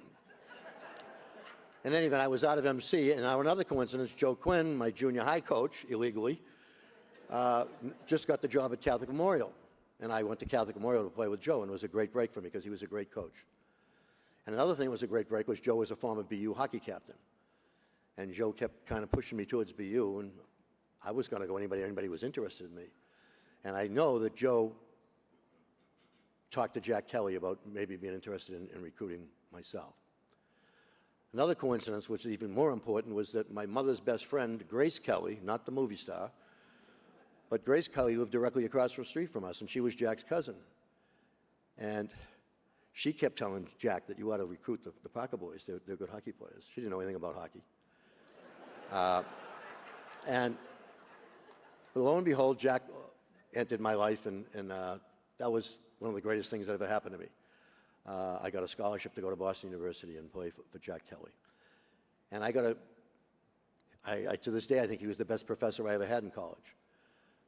But when I got out, I was a finance major in the business school, and Jack knew a lot of contacts, and he got me a job. A friend of his was president of the Middlesex Bank, and he got me a job there. And that's what I thought I was going to be, a banker. Would have had to change the sport coats. And I became, and another coincidence, my line mate, great friend, classmate, Billy Riley, was going to be, of the famous Riley family, was going to be the assistant coach at Medford High School the next year, because George Boudreau, the Medford High coach, wanted him to be there. And he told them that he had to leave because he was going to go down and take a job in Pennsylvania at Lehigh University. And he asked me if I would fill in for the year. And that coincidence got me to be a hockey coach. The very next year, Jack Kelly enters my life again and offers me a job as assistant coach at BU and a graduate scholarship to go to graduate school. And then the following year, a year after that, we won 2 national championships. We were very, very successful. And of course, Jack was the head coach. I was along for the ride, but I learned a lot. I was really in graduate school then with Jack. And then a year and a half later, I became the head coach at BU. And I stayed there 40 years. A real dead-end job.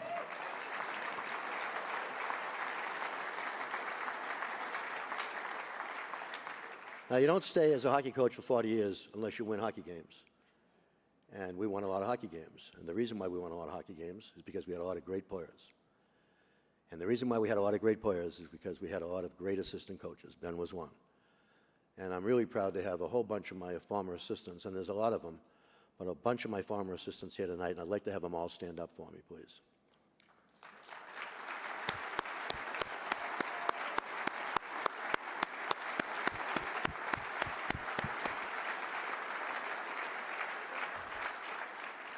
They're the reasons why I was there 40 years, and I really appreciate that.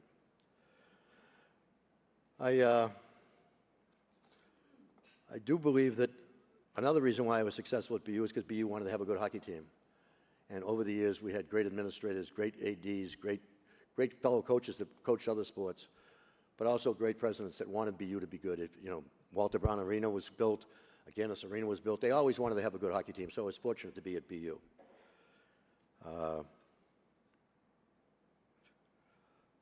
And finally, we come to my family. I always say I had 2 daughters and 244 sons, which are my hockey players, but and I had a great time with those guys. They were terrific to me and for me. But I owe an awful lot to my 2 daughters, Allison and Jacqueline, who put up with an absentee father all those years. Even when I was home, I wasn't home. And I really appreciate you being okay with that all those years.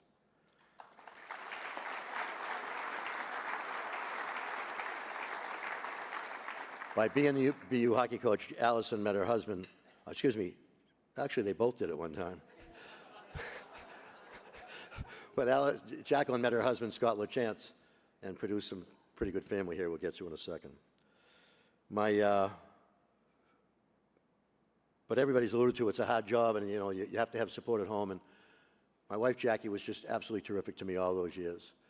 She was the sane one in the family. She was the one that tried to keep me from acting out on my defects. Joe, she wasn't that successful, Joe Britannia, but she held me in check sometimes. And she's been absolutely terrific for me for all these years. And now I'm retired and I'm home all the time. And I want to go public here right now. As they said in The Godfather, if some unfortunate accident should happen to me, if I should fall off a cliff or get hit by a truck, I'm going to hold somebody in this room responsible. And the first person you should look at is my wife. And finally, people ask me, how do you like retirement? And I tell them I love it because I get a chance to go watch my grandchildren play hockey. And I like to have those 3 guys either stand up or wave. Jake, Shane, and Ryan. It's fun hanging around with them. I couldn't be more happy to be here with you guys. I can't believe all the people that I know in the room. And it just, again, proves how great hockey people are. We know each other and we hang with each other. And I hope I'm hanging with you for a long, long time. Thank you very, very much.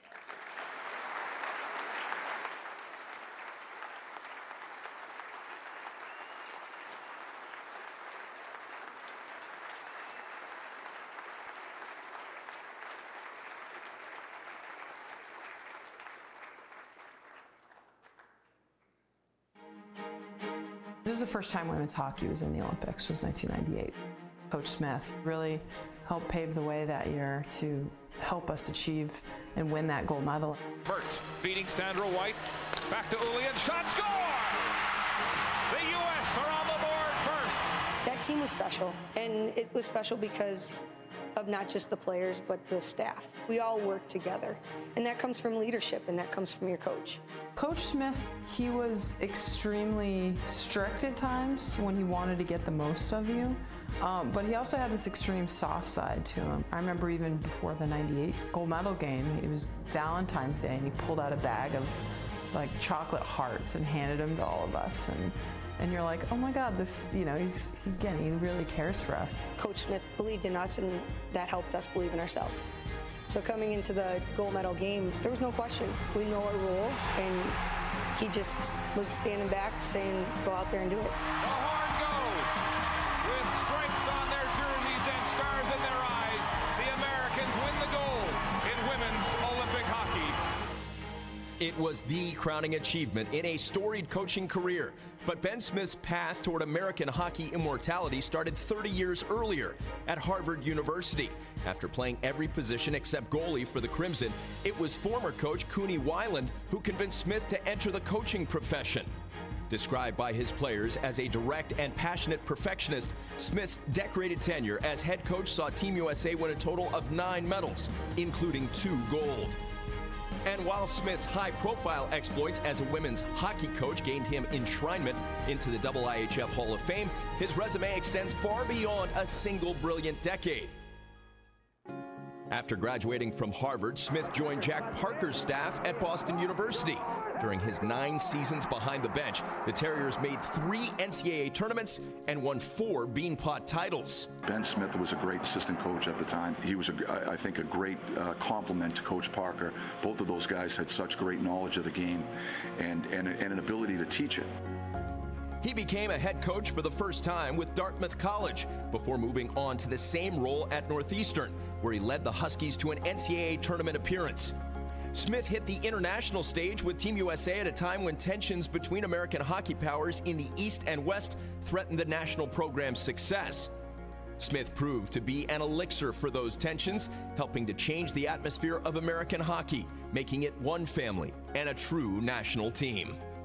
Ben is as competitive as a guy I've ever been around, but I think more and more will refer to him more as a gentleman that cared about the bigger picture of things. It's a real testament to his belief in USA Hockey and what that meant. Those efforts helped Team USA claim its first ever medal at the 1986 IIHF World Junior Championship. And while his most memorable achievement will remain Olympic gold in '98, Smith's lasting legacy in American hockey will be some 6 decades of outstanding service. He changed women's hockey because he demanded more from us. He didn't look at us as female hockey players, he looked at us as just hockey players and trying to get the best out of us. You can't underestimate the influence he had on our team and on the sport in general. He still gives back to the grassroots and helps coach locally in his community. He still puts the skates on every week and is out there helping kids play the game. And now, joining the list of immortals who have left an indelible mark on the game of hockey in the United States, please welcome Ben Smith to the United States Hockey Hall of Fame.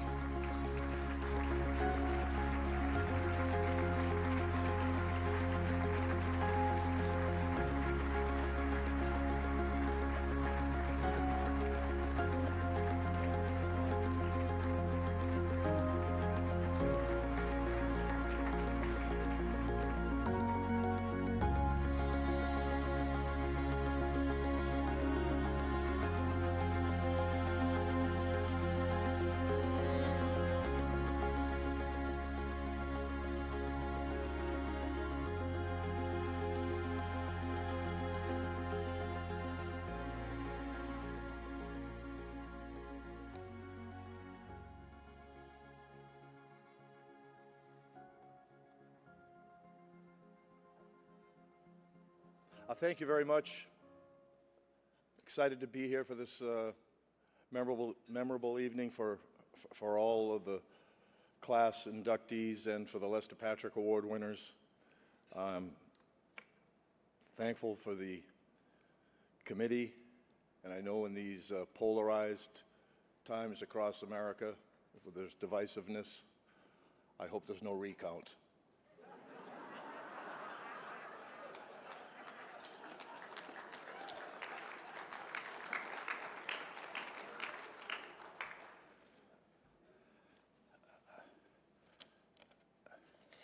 The lighting's bad up here because there's such bright lights, then I can't see my notes, so bear with me.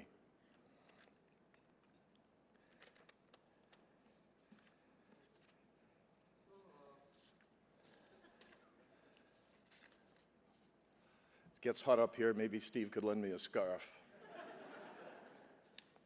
Just want to thank all the people that came tonight.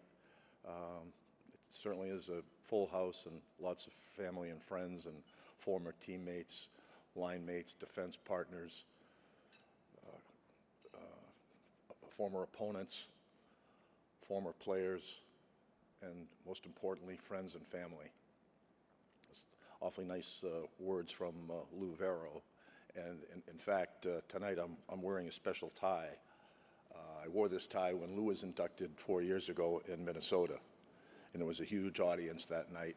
And I remember walking around and saying hi to people and was actually having a good time, unlike tonight, having to get up here and do this. So I ran into a guy who had the same tie. 500 people in the hall, only 2 guys have the same tie. The other gentleman was a fellow by the name of John Mayasich. And I think the people from Eveleth know that name. And if you don't know that name, then you're probably too young. But John Mayasich in Minnesota is to what Bill Cleary is in Massachusetts. I consider them both Roy Hobbs. I think those 2 guys can walk down the street and people can point to them and say, there goes the best hockey player America ever produced. So this real honor to be wearing that tie tonight.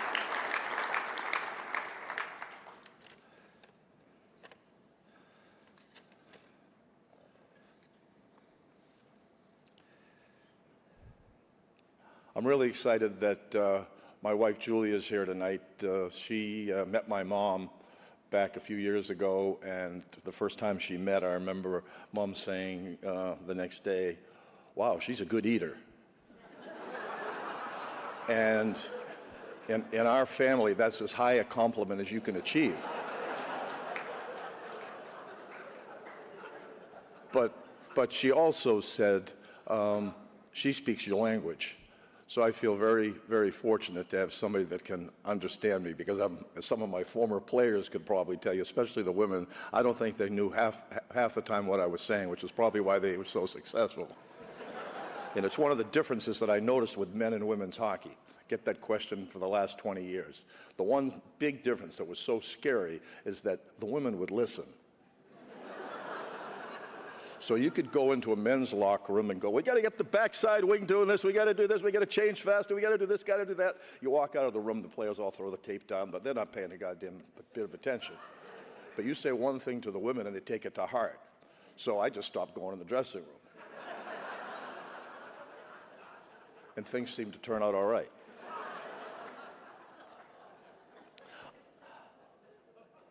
But I'm so appreciative of my wife Julie's patience with me, and I just know that choosing the right partner makes all the difference. And I'm also thrilled to have my daughter Kaz here tonight. She's been on this hockey journey with me for a long, long time. She's had a lot of bumps and she's shared the bumps and bruises. She's shared the slings and arrows, the wins, the losses, the tears. Allie, Jackie, you know what I'm talking about. You were there. You get the picture. Yes, we see. So, Kaz, I'm just so thrilled that you're here tonight to see some of the mutton heads I put up with all my life. I love you, Kaz. Jack was talking about family earlier, and if you look at almost the middle page of the program, it gets the lists of the previous inductees. And I'm always struck by the number of brothers.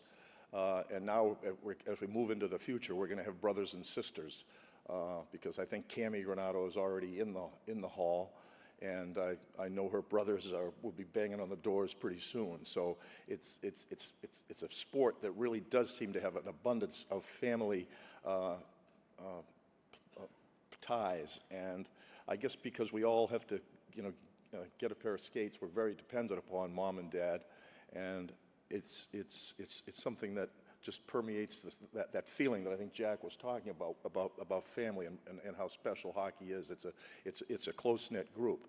We yell and scream at each other. We scream at the odd referee or the odd coach, and when we're players, we get very involved, and it gets heated. But I see guys like Steve Cedarchuk and Paul Schilling here tonight from Boston College, and I'm just glad to see them. I wasn't glad to see them 45 years ago, but it's part of the deal that what they went through, and they know what I went through, and that's part of the sport that I think is so great. And I was lucky to come out of a family where I had loving parents, mom and dad, both great athletes. My mom skated at a very early age at the Winter Club in Lake Forest, Illinois, with her three brothers that all went on to St. Paul's School and played at Harvard. And my dad played football in college, and so between the two of them, they were just outstanding athletes. And they included all of us all the time. I've got an older brother, Russ, who's here tonight, and I've got three sisters. One's passed away, and she was probably the best best player of the five of us. But we all got to play tennis together. We all got to skate. We all got to shovel the pond. We all got to play football in the front yard. And we had a great backyard that a lot of people call Ipswich Bay. And we sailed and sailed together and had great times. So really lucky to come from the family that I came from. And Russ, he was my idol. He's 6 years older, so we never really had to compete against each other. But he would be instructing me. He would be including me. He would make sure that when the cousins came over, that they were all his age and maybe a little bit older. But I was one of those outliers. I was a January birthday, and I was 5'10", 165 pounds in the 6th grade. So I could kind of fool people to think that I was older, but I was able to play because Russ included me. So I really looked up to him, and he really guided me and set me on a path to Gloucester High to play football and hockey, and on to Harvard to play football and hockey there. So, Russ, I'm glad you're here. Thanks so much for everything you've done for me.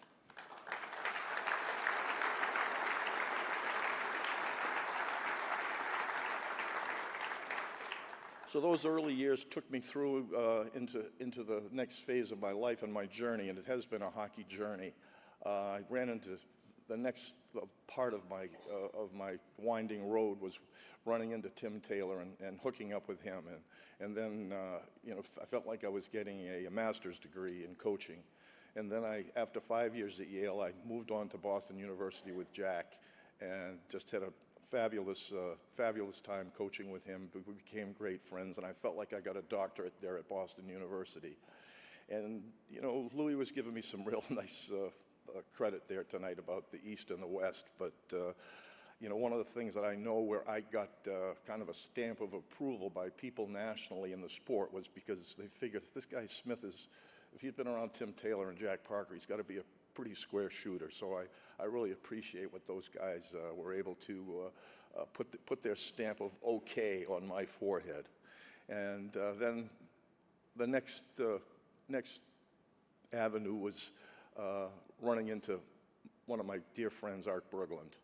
And Art's here tonight with his lovely wife, Shar, and our taxi driver, Merv Lappin, flew him in from Colorado Springs. And I knew Art's gone through a kind of a tough surgical procedure with a fall when he fell down and broke his hip. But I know wild horses couldn't keep him away. And that's the type of guy Art was. And Art was the guy that got me into the next phase, which was the international game. And I got to work with him with junior teams and national teams on the men's side, Olympic team in 1988. And actually with Scotty Young, I got to coach him in the World Junior Championships at BU and with the 88 Olympic team in Calgary. And I was the guy that probably ruined his year at 88 because I put him back on defense. But I hope that didn't slow him down because he seemed to have a pretty good career in spite of Parker and Smith. So Art was the guy that was steering me in the right direction. It's so great to see you here, Art. And while Walter Bush, the great hockey American icon, was kind of the moving force for women's hockey to enter into the Olympic Games, it was really Art and Dave Ogren who were the architects of that 98 team. And that was a special team. I mean, I just kind of stepped into the right spot there because I inherited great athletes and people that were just so dedicated to the sport at every level because they were such well-rounded athletes. I think they were all multifaceted players. And we had great goaltending, a pair of great goaltenders. We had great defenders. We had 4 equal lines. We had a great leadership with Cammy Granato as our captain. Mr. Tom Much was our assistant coach. That was just a tremendous part of that program. David mentioned the Peter Harbaugh story, our psych doctor, we used to call him, and that almost brought tears to my eyes early on in the evening. And I know that we had a great team leader with Amy Hillis, and I know a great doctor with my good friend Brad Stevens, who's out in the Pacific Northwest. And Peter, what's the problem when you start naming names? And obviously the man for all seasons, Bobby Webster, helped put that team together, and it was just a culmination of a lot of work by a lot of people, but mostly by those great athletes. And in the sports world today, or every day, you always hear coaches talking about execution, execution, execution. I remember the Tampa Bay Buccaneers coach, John McKay, after he lost his 13th game in a row, the reporter said, "Coach McKay, what do you think of your team's execution?" He paused and he said, "I'm all for it."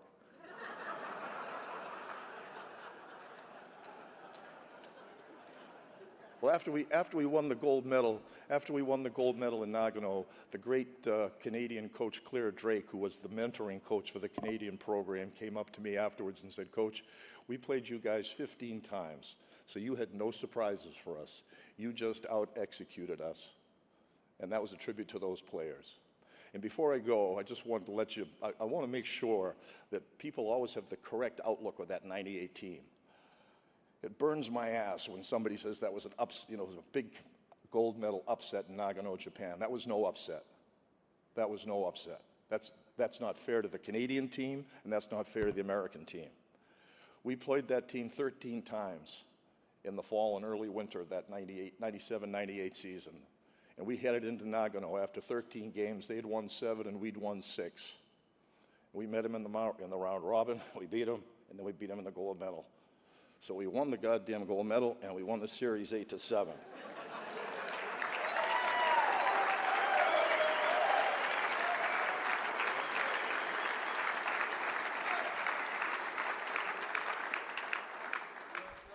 For those of you who are scoring it at home.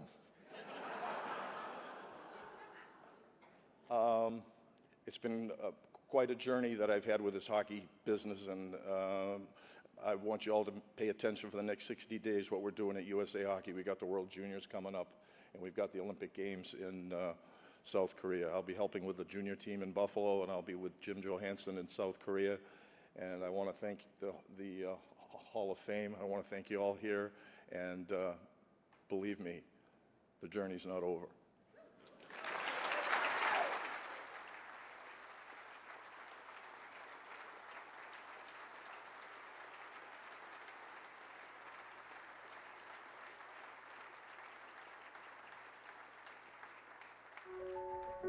Ron Wilson, one of the most decorated coaches in hockey history, burst onto the scene as a defenseman with Providence College.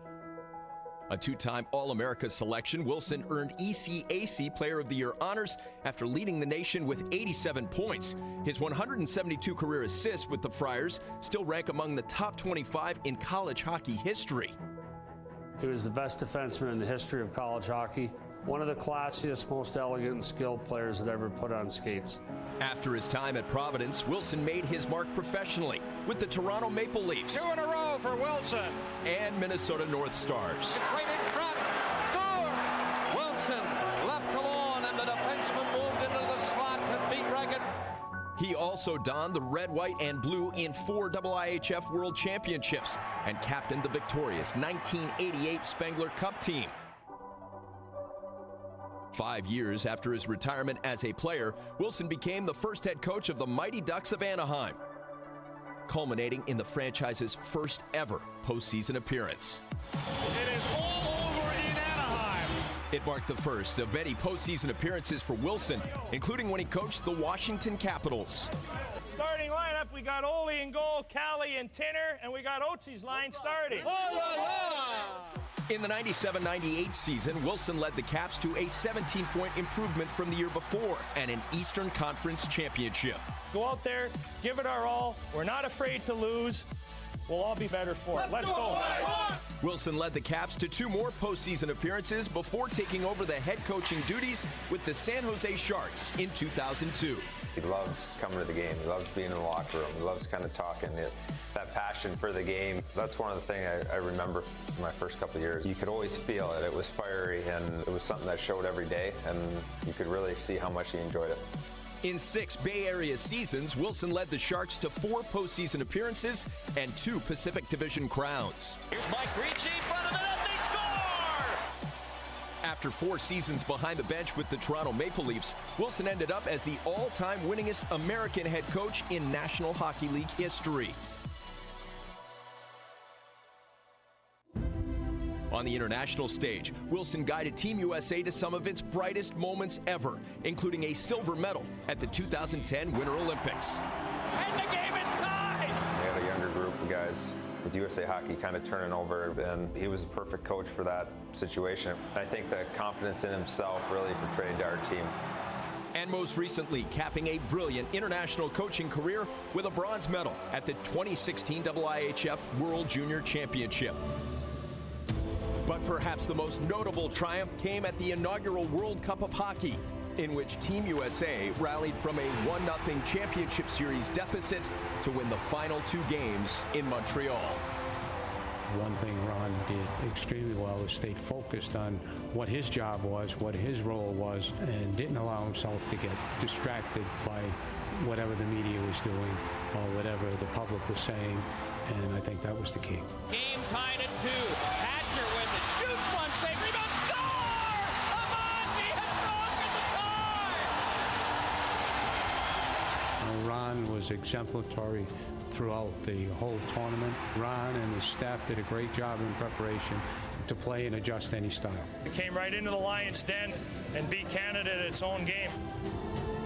And now, joining the list of immortals who have left an indelible mark on the game of hockey in the United States, please welcome Ron Wilson, to the United States Hockey Hall of Fame.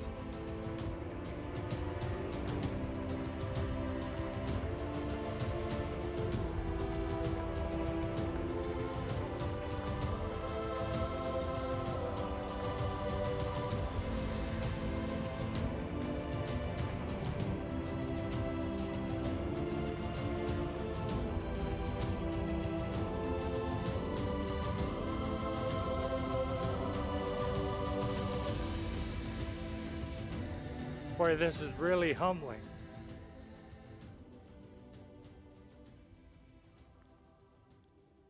My whole life, I guess I kind of dreamed of this.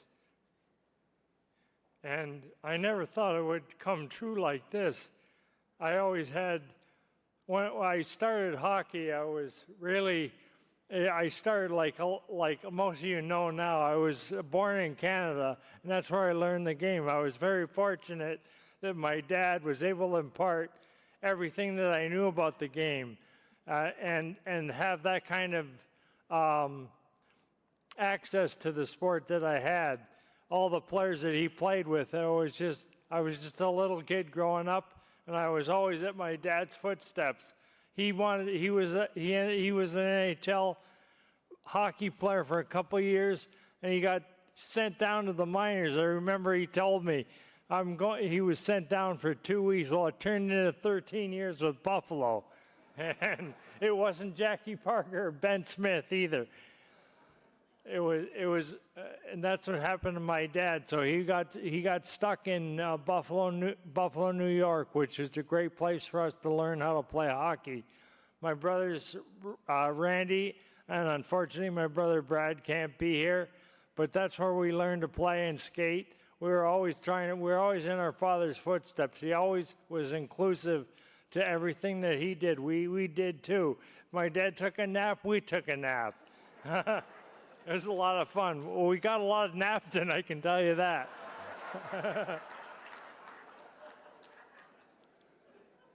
When he went to the rink, when he we lived in Fort Erie, which is where everybody at that time lived in when they played for Buffalo, because of the exchange rate and everything. It was a lot better to be living in Canada than it was in the United States. So we crossed the border. Well, my dad would go to the rink at whatever time usually 4:30 or 5 o'clock for a 7:30 game, and his three boys would come along with him. He always had the three caddies.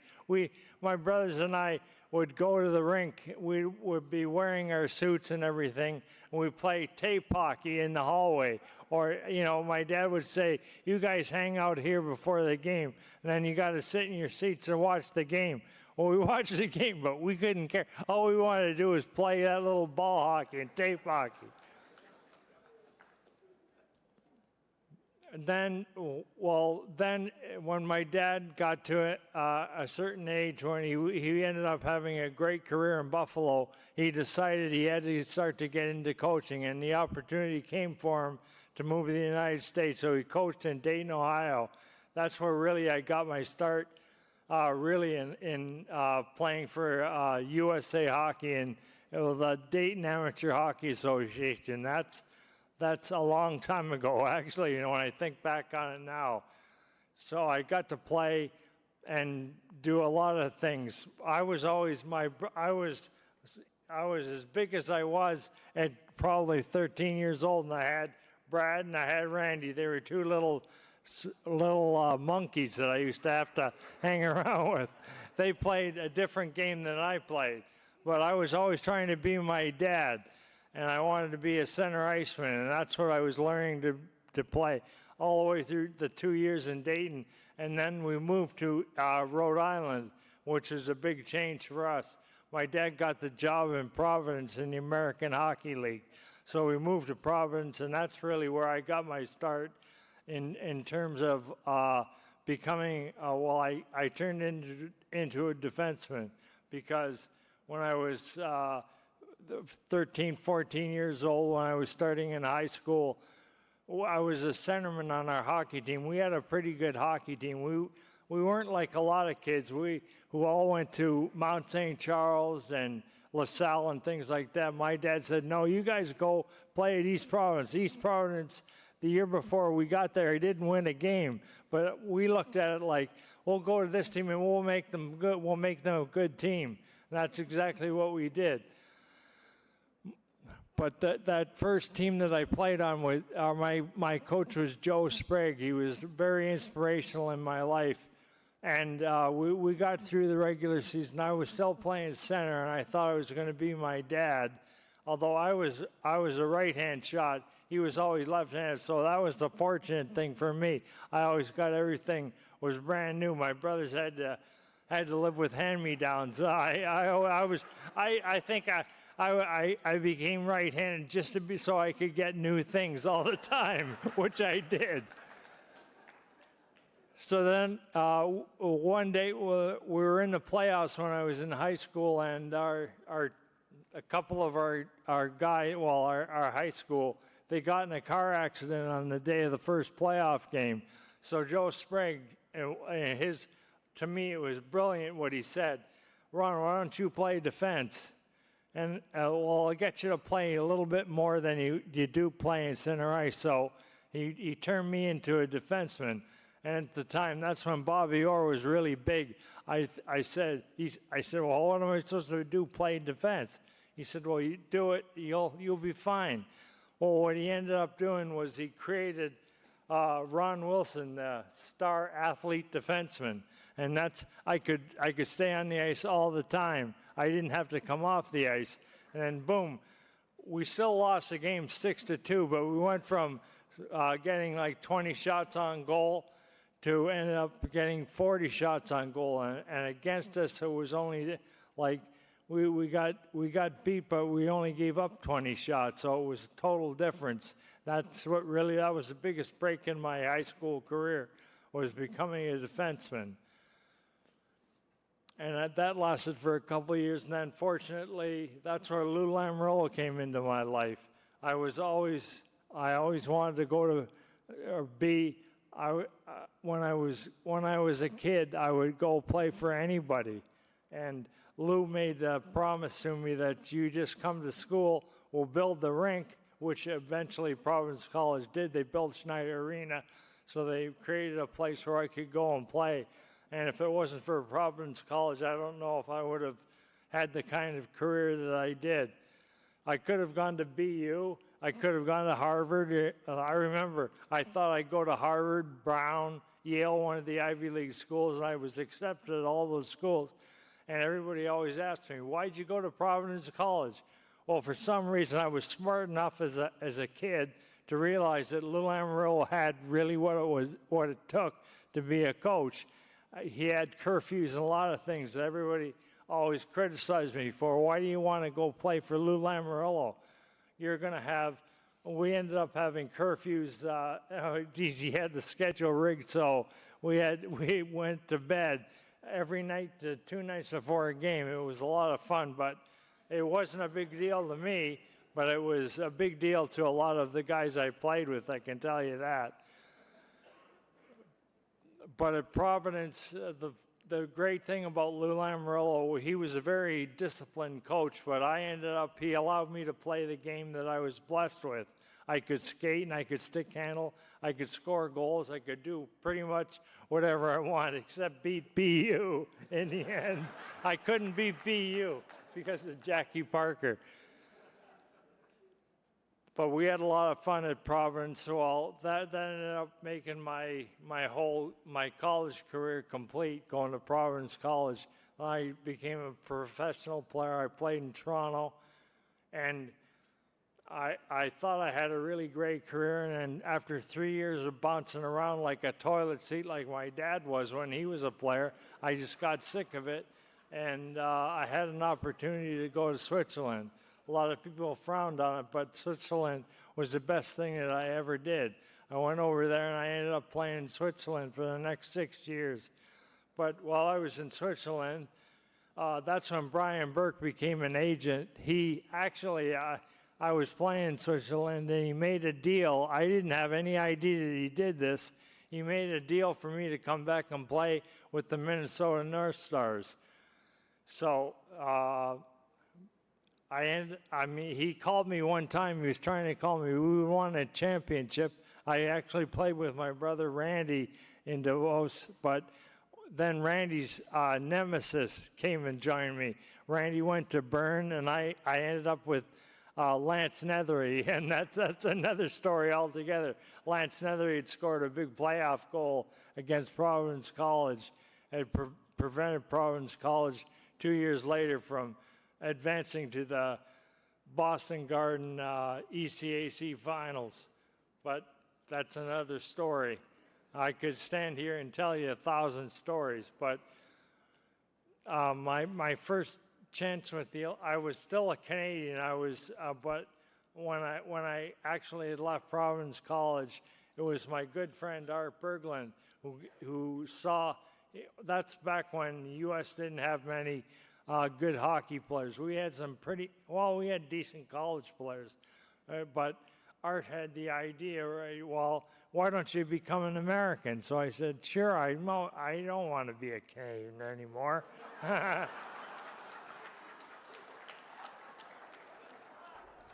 So thanks to Art, well, actually, it took me 3 weeks to become an American citizen. I'll never forget it. And I got to play for Bob Johnson in the 1975 World Championships, which was interesting because that was the year we went 0-10 in the World Championships, if you can believe that. But I remember we played the Russians. I scored a goal. It was a big thrill at that time. But I've got a career. I eventually, actually, after going and playing in Minnesota for 2 years, I had the opportunity to go back to Switzerland. That's where I finished my career. And I actually, the 1 year I was playing in Zurich in Switzerland, and the team that I played for at one point, Davos, was going to fire their coach. So I went up to Davos one weekend, and I said, I really can't stand playing in Zurich. If you want to fire your coach, go ahead. I'll be here. I'm ready to coach. And I'd always had, so the president of the team offered me the job. So I signed. I ended up quitting hockey altogether, and I became a coach, and the rest is kind of history. But the coaching part, I coached the rest of the year in Davos, and I was basically ready to get out and get a real job, as they say. I was training to be a stockbroker. I didn't want to be a stockbroker, but I couldn't think of anything that I could do, and I was really qualified to do. And it scared me enough. But Brian Burke was at the time, he'd become an assistant general manager in Vancouver, and he actually offered me the job as assistant coach in Milwaukee, their minor league team. So that's where I really got my start in coaching. And I remember the first interview I had with Pat Quinn. I was the day before I'll never forget this. The day before the interview, I went to a batting cage with my daughter, Kristen, and I get in the batting cage. It's just me in the batting cage, and the ball's coming, and I fouled it off, and wouldn't you know, the ball goes off the plate, comes up and hits me right in the eye. So I end up with a big cut under the eye and over the eye. So Pat Quinn didn't really know me from a hole in the wall. So the first time I met Pat Quinn, he was the general manager and eventually the coach of Vancouver. He asked me, what happened to your face? And I said, well, you should see the other guy. I just lied completely. And, well, anyway, I made an impression on Pat that I had what it takes to coach. And that's what I ended up doing. It was really just a softball accident, really.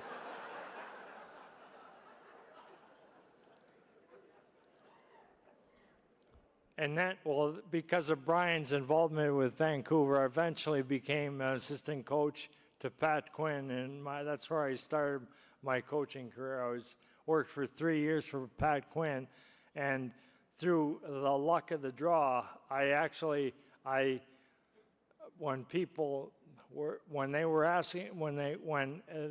the Mighty Ducks came into existence, and I decided to try and throw my hat into the ring. Pat was totally disagreeing with me. You can't go to Anaheim. That'd be the worst thing you ever did in your career. Because like most expansion teams, he thought we'd be losers for a long time. I'd be able to coach the Anaheim Ducks. I'd be fine, but then I'd be just thrown away. Well, I told Pat that I really believed in myself. What was his plan when he took over in Vancouver? And he said, well, you have to have a 5-year contract. That's my game plan. You have to have a 5-year contract. Well, I didn't get a 5-year contract. I got a 2-year contract to go in and try to coach Anaheim and do the best that I could. At that time, that's when we ended up with we drafted Paul Kariya, and that was the best player that we could ever get at that point. And Paul was outstanding as a hockey player. He didn't play the first year I was in Anaheim, but the second year he came in and he really made a difference.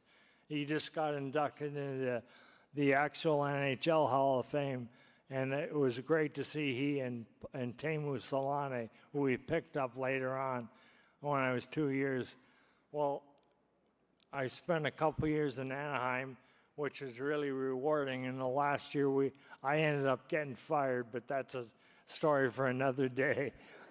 We made the playoffs.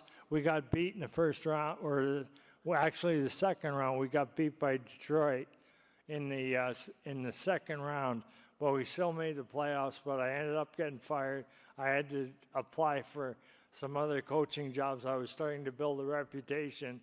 I was fortunate that George McPhee decided to hire me in Washington. So I went to Washington. That was a great experience too.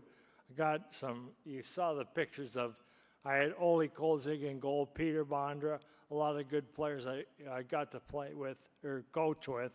I didn't play with those guys, but I wish I could.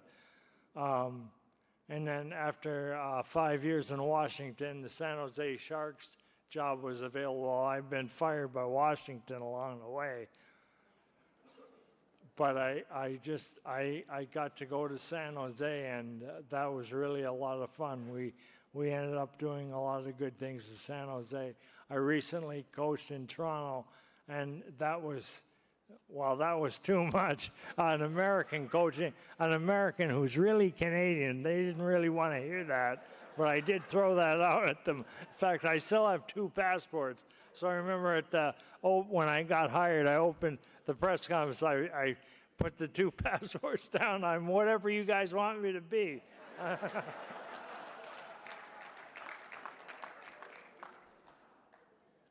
So along the way, I coached in the '96 team, and that was really a lot of fun. Scotty Young, who was on that team, he goes, everybody says he was an underdog, but I remember really quietly, he was one of our best players, because I always said he had to play with Brett Hull. That was really tough.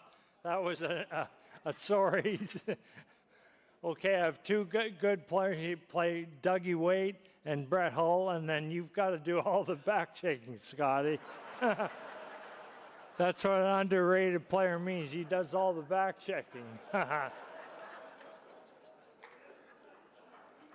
But he did everything right, and he helped us win. That was the important thing. But I remember when I got to coach that team, Lou Lamoriello decided to hire me, and he said, Ron, actually, before the whole thing started, I had to prove a point to Lou. Lou didn't really, he said to me, we had a meeting. It was Paul Holmgren, myself, and John Cuniff were at the meeting. They were my assistant coaches. And Lou asked me what I was going to say at the first meeting I was going to have with the team. Louis wanted me to write it down. I couldn't write it down. And then Louis was basically yelling at me like I was still a player. I said, Louis, so I kicked the other 2 assistant coaches out. Could you guys wait outside for 5 minutes? And they went out, and I said, Lou, you have to trust me. You hired me as this coach. I can't tell you what I'm going to say until I actually sit down with this team and I am in the room. I'll know what to say. You have to trust me. So, and the whole thing with the U.S. team in '96 was I realized being a Canadian deep down, what it means to be a hockey player in the NHL. And I knew that most of the American guys I played with, they didn't have the same heart or character to win or win at all costs. So with guys like Chris Chelios, Brian Leach, Brett Hull, for me, I just needed to put in them a belief that they could do whatever they believed they could do, that they were better than actually all the Canadian guys that they were going to be going up against. And so I guess I managed to do that because we did a lot of things together, but the most important thing was getting those guys to believe in what I was selling them. So I remember, actually, Kevin Collins remembers this, was we ended up playing Canada in the finals. The first game, well, we ended up losing in overtime. I remember I came in after the game, I was really down, and then Brian Burke, who was working in the league office, he came down, he said, listen, you better not, Kevin Collins made the mistake on that overtime goal. There was 2 feet offside. I was going, what are you talking about, Berkey? So we sat down, he's played the replay. I noticed that tonight you're wearing glasses. I wish you wore those glasses when you were a linesman. So Berkey pointed out, so I went out and I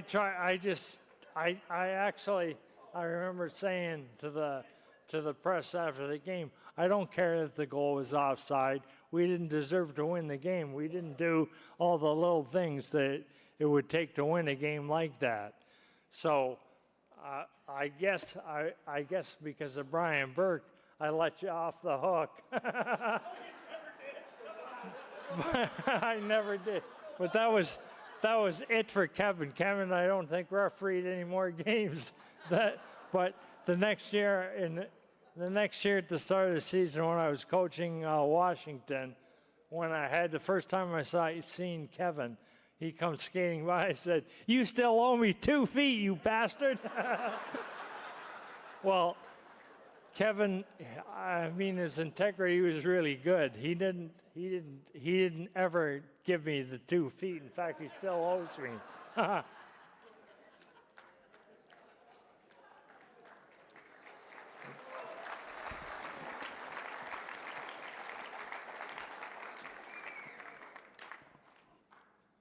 But I remember when we in that game, you don't see it so much on TV.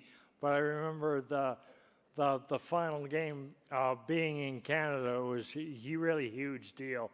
We were playing in Bell Center in Montreal. We opened that building. The place is packed except there was one section of our team and of our fans and everything. My wife was leading the charge, Maureen. She was wrapped in a flag there. They went nuts. Well, the game was really close. I remember predicting to our team. I said to Tony Amonte in the pregame skate, I said, Tony, you're going to be our Mike Eruzione. He says, what are you talking about, Ron? I said, well, you're 2 things. You're ugly, and you went to BU. So I said this to him, and he couldn't believe it. I said, you just wait. You'll score the winning goal tonight. Well, wouldn't you? It came down to, the first was Brett Hull. He scored the high deflection. We could see it. I was right in line with the puck. We could see that it was going to count, but that's the first time they used replay. So they used to replay. So we're all sitting on the bench, and everybody's like, what the heck's going on? I said, oh, this is going to count unless the NHL's as rigged as the people say it was. It wasn't, though. Terry Gregson was the referee. I remember he was scared. And so I said, Brett, don't just hold. We'll get to celebrate this twice when they count the goal. So the goal is scored, and then Terry Gregson points to center ice, and it was good. So we got that one. And then, like 20 seconds later, Tony Amonte, it was a real, he passed it out to the point. It was to Darian Hatcher. Darian Hatcher shoots one. The rebound comes out to Tony. It kind of looks a little bit like Tony might have kicked it. He probably did. But you really couldn't tell on when they showed the replay. So we're waiting. I said, Tony, this is going to count. And so we're standing on the bench, and it's the highest I ever saw John Conniff, rest his soul, ever jump. It was on the bench when they counted that goal because it was a winning goal for the World Cup. We still had to play 2 or 3 minutes, but it was really incredible because we had a lot of things going on. But at the end of the night, we ended up scoring a couple more goals, and the rest is history. We won the World Cup in Montreal. The guys had a great time. It was a lot of fun for everybody. It was probably the greatest win the U.S. ever had since the 1980 Olympic team. But this time it really counted. It was for real. So our players all deserved the highest praise you could possibly give them. And I was just glad that I was there to be a part of that. I'd like to thank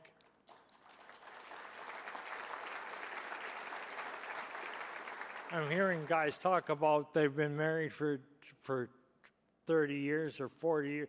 I'm actually, next week it's going to be my 41st wedding anniversary. You talk about loyalty. My high school sweetheart, it was in high school, Maureen, that we met. And, well, that was 41 years ago.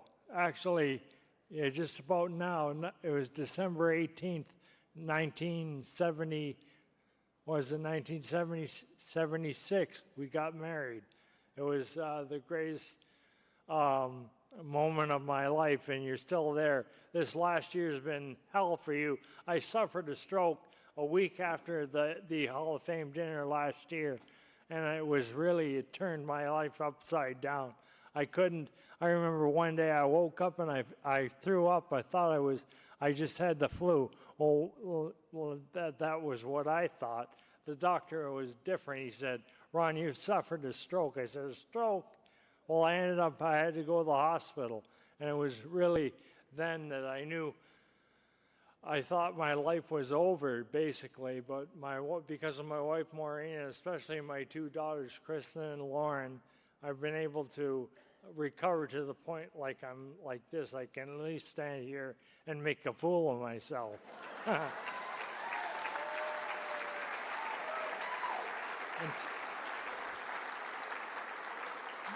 Tonight I've got also my 2 granddaughters here, Kingsley and Riley. They're here.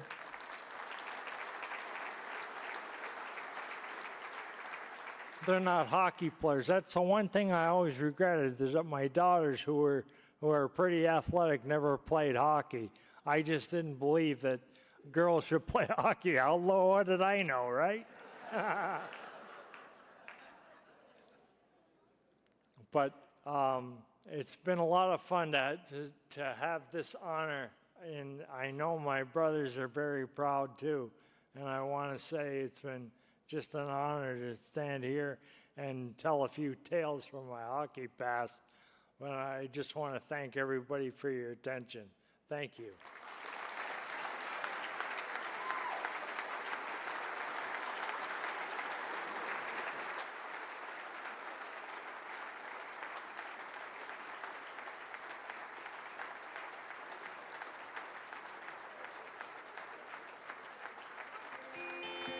Scott Young began forging his high-powered hockey reputation in high school when he averaged more than a goal per game at St. Mark's School in Southborough, Massachusetts, and became one of the most highly regarded prospects in the country.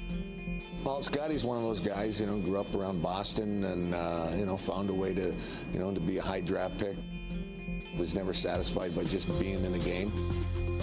He always wanted to better himself and did whatever he could to improve and help the game.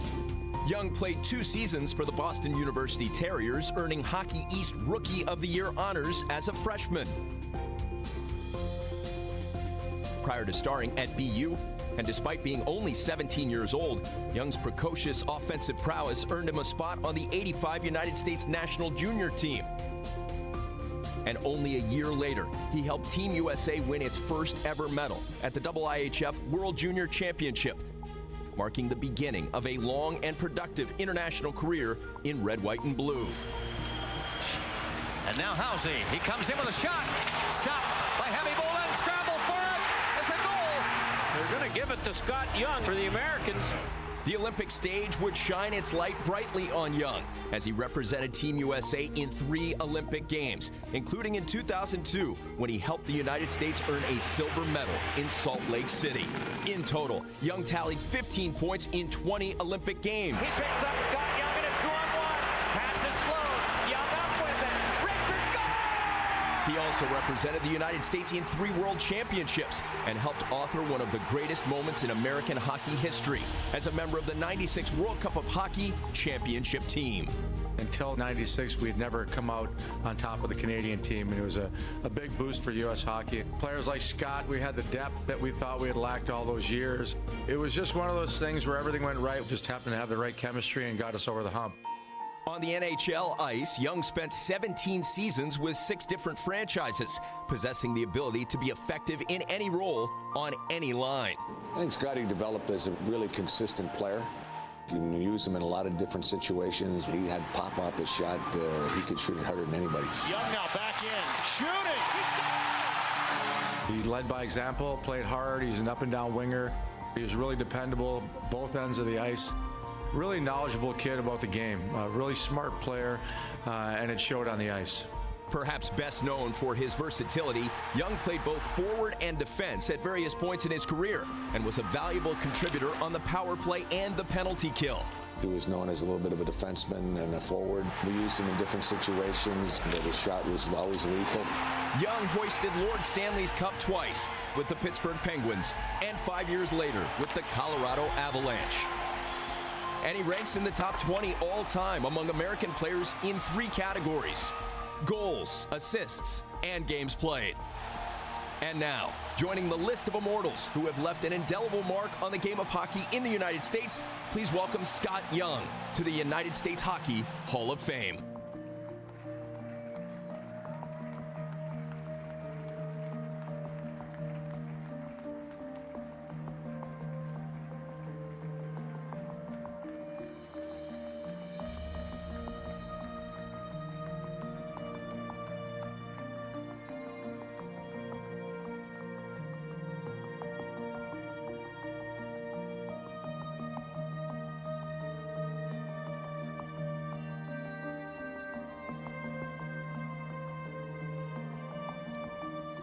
Thank you so much.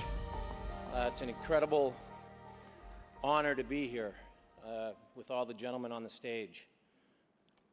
I did notice, I don't know if anyone else noticed that Pat Kelleher's intro music was Dirty White Boy from Foreigner. I don't quite get that. Pat, I don't know what that's all about. We'll talk about it later. Congratulations to Peter Lindbergh and Dave Ogren. And I'd like to congratulate our inductees, Kevin, Ron, Jack, and Ben. Kevin, 2,438 games. It's an amazing career. It's something to be really proud of. And you know, I can tell you from the players' side of things that you were really respected. I do have one question. I don't know where you were, please tell me, in 1989 to get in between me and Mike Foligno at the audit in Buffalo. I really could have used your help. I know you broke up a lot of fights, but I mean, the poor guy broke his thumb on my cheek. But anyway, regardless, you had a great career. Ron will forever have the 96 World Cup bond, and that was a tremendous time. It happened to be the year that we won the Cup in 96 with the Avalanche, turned around and won the World Cup. And, you know, Ron was tremendous during that time. And he's exactly right, talking about playing with Doug Waite and Brett Hull. He said, I'm going to play you with some really good hockey players, but you're going to have to be the third guy high all the time. So he's dead on with that, and I was very happy to do it. Anything for the team and anything to win, and it was well worth it. And Ron pushed all the right buttons, and again, he was right about making us believe that we could win 2 out of 3 games against the Canadians, and 2 out of those 3 games that we had to win were the last 2 because we lost the first one. And he made us believe, and he was the right guy for the job. So thank you, Ron. Tremendous career.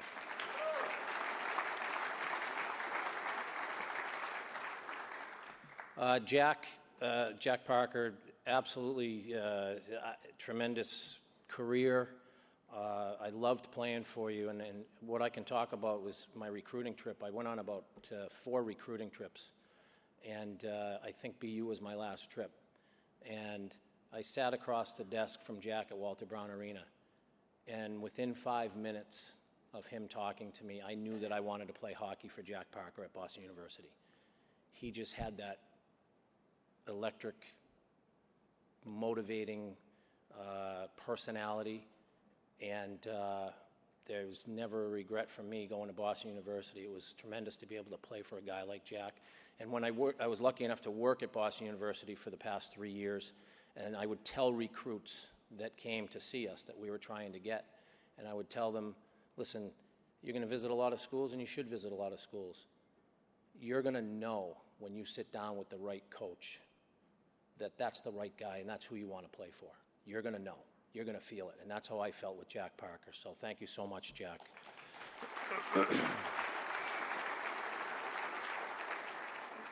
And Ben Smith is another person I have a tremendous amount of respect for.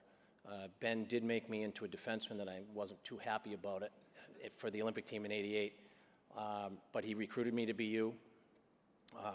We had a great time going through that year with the '88 Olympic team. We spent some great time at the World Juniors, and Ben's the type of guy. Well, I have the honor of working with Ben now on the staff of the upcoming Olympics in 2018 in South Korea.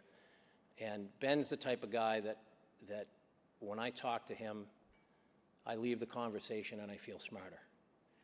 He's just that type of guy. I love talking to him. I consider him a friend. We play golf in the summer sometimes, and I respect him so much. I respect his opinion about hockey players. I respect his opinion about the game of hockey, and I'm so honored to be going in with Ben Smith. So thank you, Ben.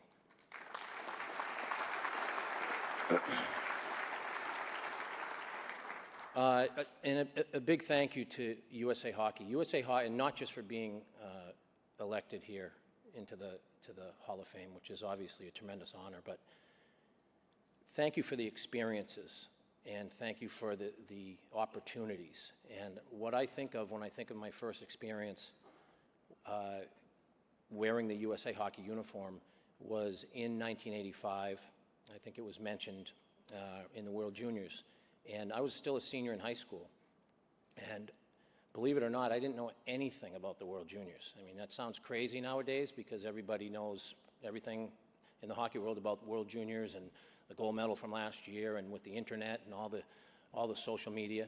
But back then, there was none of that. And I didn't know anything about it. So I was invited, and I went, of course. And all I knew about international hockey was the 1980 gold medal team. And obviously, I watched the '84 team play, but that was it. So we went over to Helsinki. I was a senior in high school, and I was excited. I was all excited. The first time playing internationally. And I remember my first shift, we played the Czechoslovakia, back when it was Czechoslovakia. And my first shift, I was so excited. I thought, just like in prep school, I'm going to get out there. I'm going to go after their defenseman. I'm going to give it everything I got. I'm going to run them over, set the tone. So I got out there, and I went after their D. I went full blast at him, and I threw everything I had at him, and he didn't move an inch. And I realized that I was in a bit of a different game. These guys, these were men. I was 17 years old, and before I knew it, we had lost 9-1, and I don't believe that I touched the puck that game. Our next game was a little closer. We played Russia. I don't believe I touched the puck that game either. My puck skills didn't get very good in this particular tournament. But then we played Finland, and I specifically remember this playing Finland. It was on Christmas Day, which just was so bizarre to me at the time. And we were playing in Finland, in Helsinki, in front of a sold-out crowd. They were all chanting, Suomi, and they're going nuts. And we were playing Esa Tikkanen and Esa Keskinen. They're legends in Finland. It was just a crazy atmosphere. And I remember looking up before the puck dropped, and I looked up into the crowd, and I'm thinking, it's Christmas. I can't believe this. And my thought at the time was, if my friends could see me now, they would really think this was cool. And I don't think that's what I was supposed to be thinking at the time.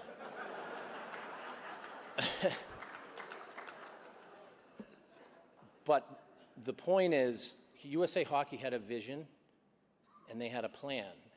And guys like myself, Craig Janney, Brian Leach, they put us in these experiences and these tournaments as young players so we wouldn't be overwhelmed as we move forward, and we could help Team USA win down the road. And the very next year, we won the bronze medal in Canada, in Hamilton. And the bronze medal doesn't sound like much these days, but at the time, it was the first medal ever won by the World Junior U.S. hockey team. So the plan was working. The following year, it was my third Worlds, and we played in Czechoslovakia. We beat the Czechs in their home country, and we beat the Russians. And we didn't win a medal that year. We went 4-3. But to beat those two teams, the plan was working. And those 2 years, I was not looking up into the crowd thinking how cool my friends would think the situation was. So I give so much credit to USA Hockey for having the vision, having the plan. It took some time. Then you fast forward to '96, we win the World Cup. And then obviously you're in, you got the silver medal in Vancouver, silver medal in '02 in Salt Lake, and last year's gold medal with the World Junior team. And USA Hockey has done just such a tremendous job. And I feel like guys like myself and Craig Janney and Brian Leach and so many others I'm not naming, that we grew along with USA Hockey. We did a lot for them, and they did a lot for us. And they helped our careers in a big way, giving us those international experiences. So I have a lot of people to thank for USA Hockey. Guys like, and I'm so happy to see Art Berglund here tonight. Lou Vero, again, I didn't know they were going to be here. Thank you so much. Jimmy Johansson, Dave Peterson, Bob Webster, Dave Fisher, Ben Smith, Lou Lamarillo, Ron Wilson, John Cuniff, Pat Kelleher. These guys, you've done such a tremendous job with the ADM, the NTDP. It's working, and now other countries are trying to copy USA Hockey. And I think it's been a tremendous job by you all. I was lucky enough to play for three, Ron obviously being one of them, but two legendary coaches, Badger Bob Johnson and Herb Brooks. And I played for Badger Bob in Pittsburgh in '91. And I remember Bob skating around in warm-ups in one of the practices, and he skated up to me and he said, "Scott, you got a shot like Brett Hull." And he said, "You're Brett Hull," and he tapped me on the pad and skated away. And I'm thinking, I'm 23 years old, and he's telling me I'm Brett Hull, one of the most prolific goal scorers in the NHL. But that was Bob Johnson. I think he was the most positive coach that ever lived, and that's why everybody loved him. And I will remember that just little experience, that little give and take, because I got to play for Bob Johnson. And Herb Brooks in Salt Lake, we were doing really well. We didn't lose a game until we got into that gold medal game. But I'll never forget Herb. All the articles in the papers, all the news, everything was all about Herb and about how he was undefeated. The 80 gold medal, and we were undefeated. We were going strong. We hadn't lost, and it was all about Herb. And he came onto the ice in practice holding a box. After practice was over, he went and he got a box. He came over to us, and it was a box of USA Hockey pens. And he took out a pen one by one, and he skated up to each and every one of us and said, "Here, write your own story. And you go to the next player, here, write your own story. And I'll never forget that because it wasn't about Herb Brook. He didn't want it to be about him. He wanted it to be about us. And those are the experiences that I feel fortunate that I was able to be a part of. And that's all because of USA Hockey. So thank you so much, USA Hockey.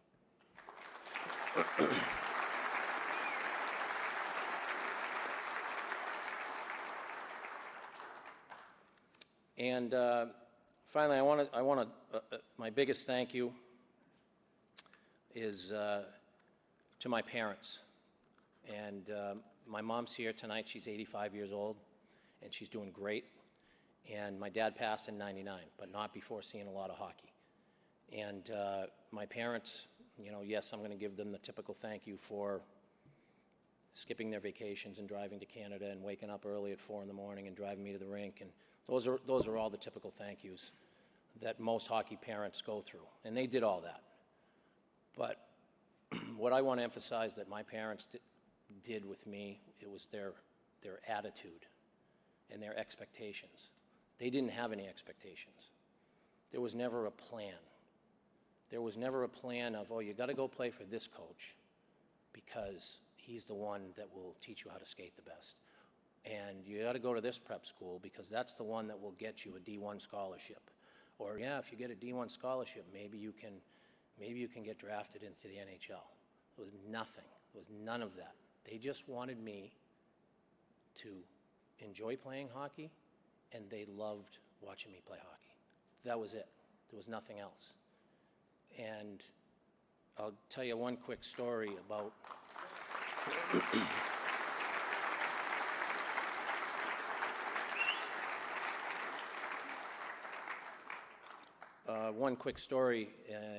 it was after a game. I think I was 8 years old, and I was not the star of the team.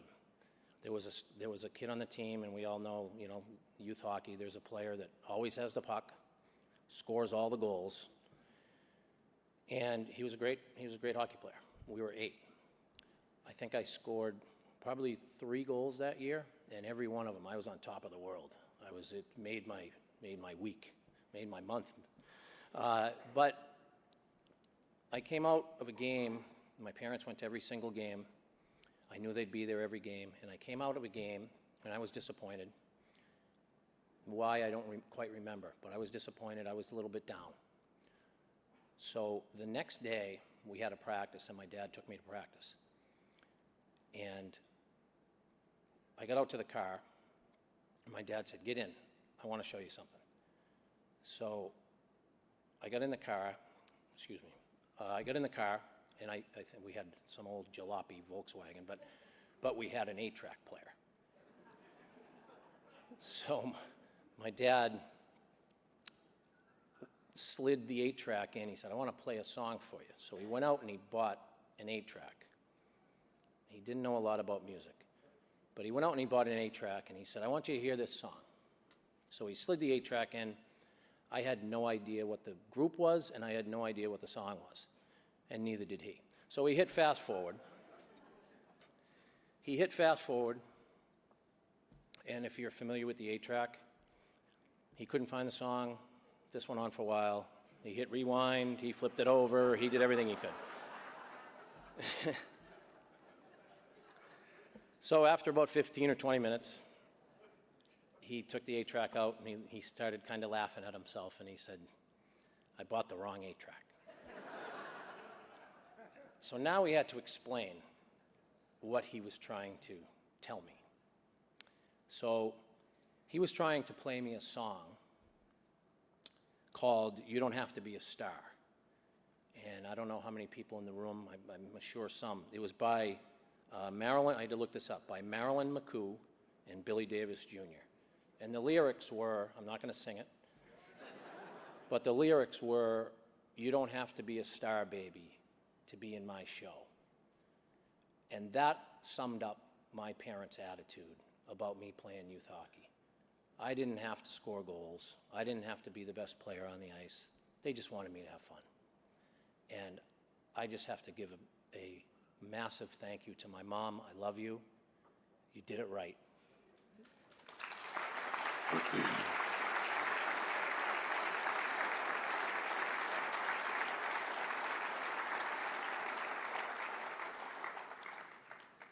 they let me find my way, and that was the, you know, I was fortunate. My sister's here tonight. I was very fortunate that, well, I don't know if you call it fortunate, but my sister's 12 years older than me. So she was probably happy to have the freedom while my parents came to every one of my games. So they were able to come to all my games. That's the point. But finally, I would like to thank my sister, Audrey, and her husband, Tommy, for being here. It means so much that my kids are here. Kelly, my daughter, just graduated from Quinnipiac. I'm so proud of my kids, so I'm going to give a quick little thing on each one of them. My daughter, Kelly, graduated from Quinnipiac. She's in sonography, ultrasound, working in St. Vincent's Hospital. My son, Brett, is 19 years old, and he graduated from the Marines this past summer, and he's a reserve, and he's going back to college. And my son, Tyler, who's at Lawrence Academy, and he's a very good hockey player, getting some looks. And my wife, Tony, and our daughter, Aaliyah, she's 7 years old, and we'll see what her future holds. But I thank them so much for being here. It means the world to me to share this with you. And just a couple more thank yous to Boston University. BU has a number of tables here. My good friend David Quinn, it was great to work with you at BU. Drew Marichello, the AD, again, it was phenomenal to work with you. Everybody at Boston University, it was a great experience. The Tees Pub gang has a table here. I still skate with them on Thursday nights at Walter Brown Arena. It's awesome.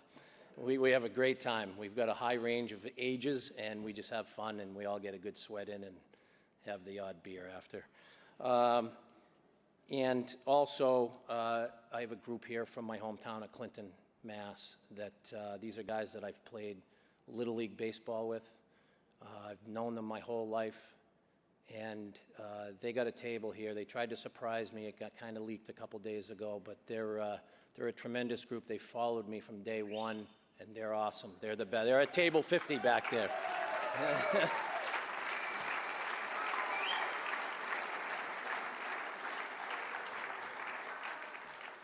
And just lastly to say, I have tremendous amount of pride in our flag, and I have a tremendous amount of pride in our country, and I can't wait to go to South Korea and represent our country again and go for gold. Thank you.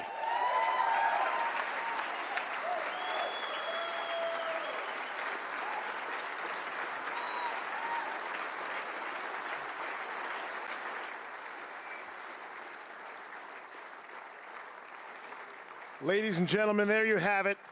The U.S. Hockey Hall of Fame class of 2017.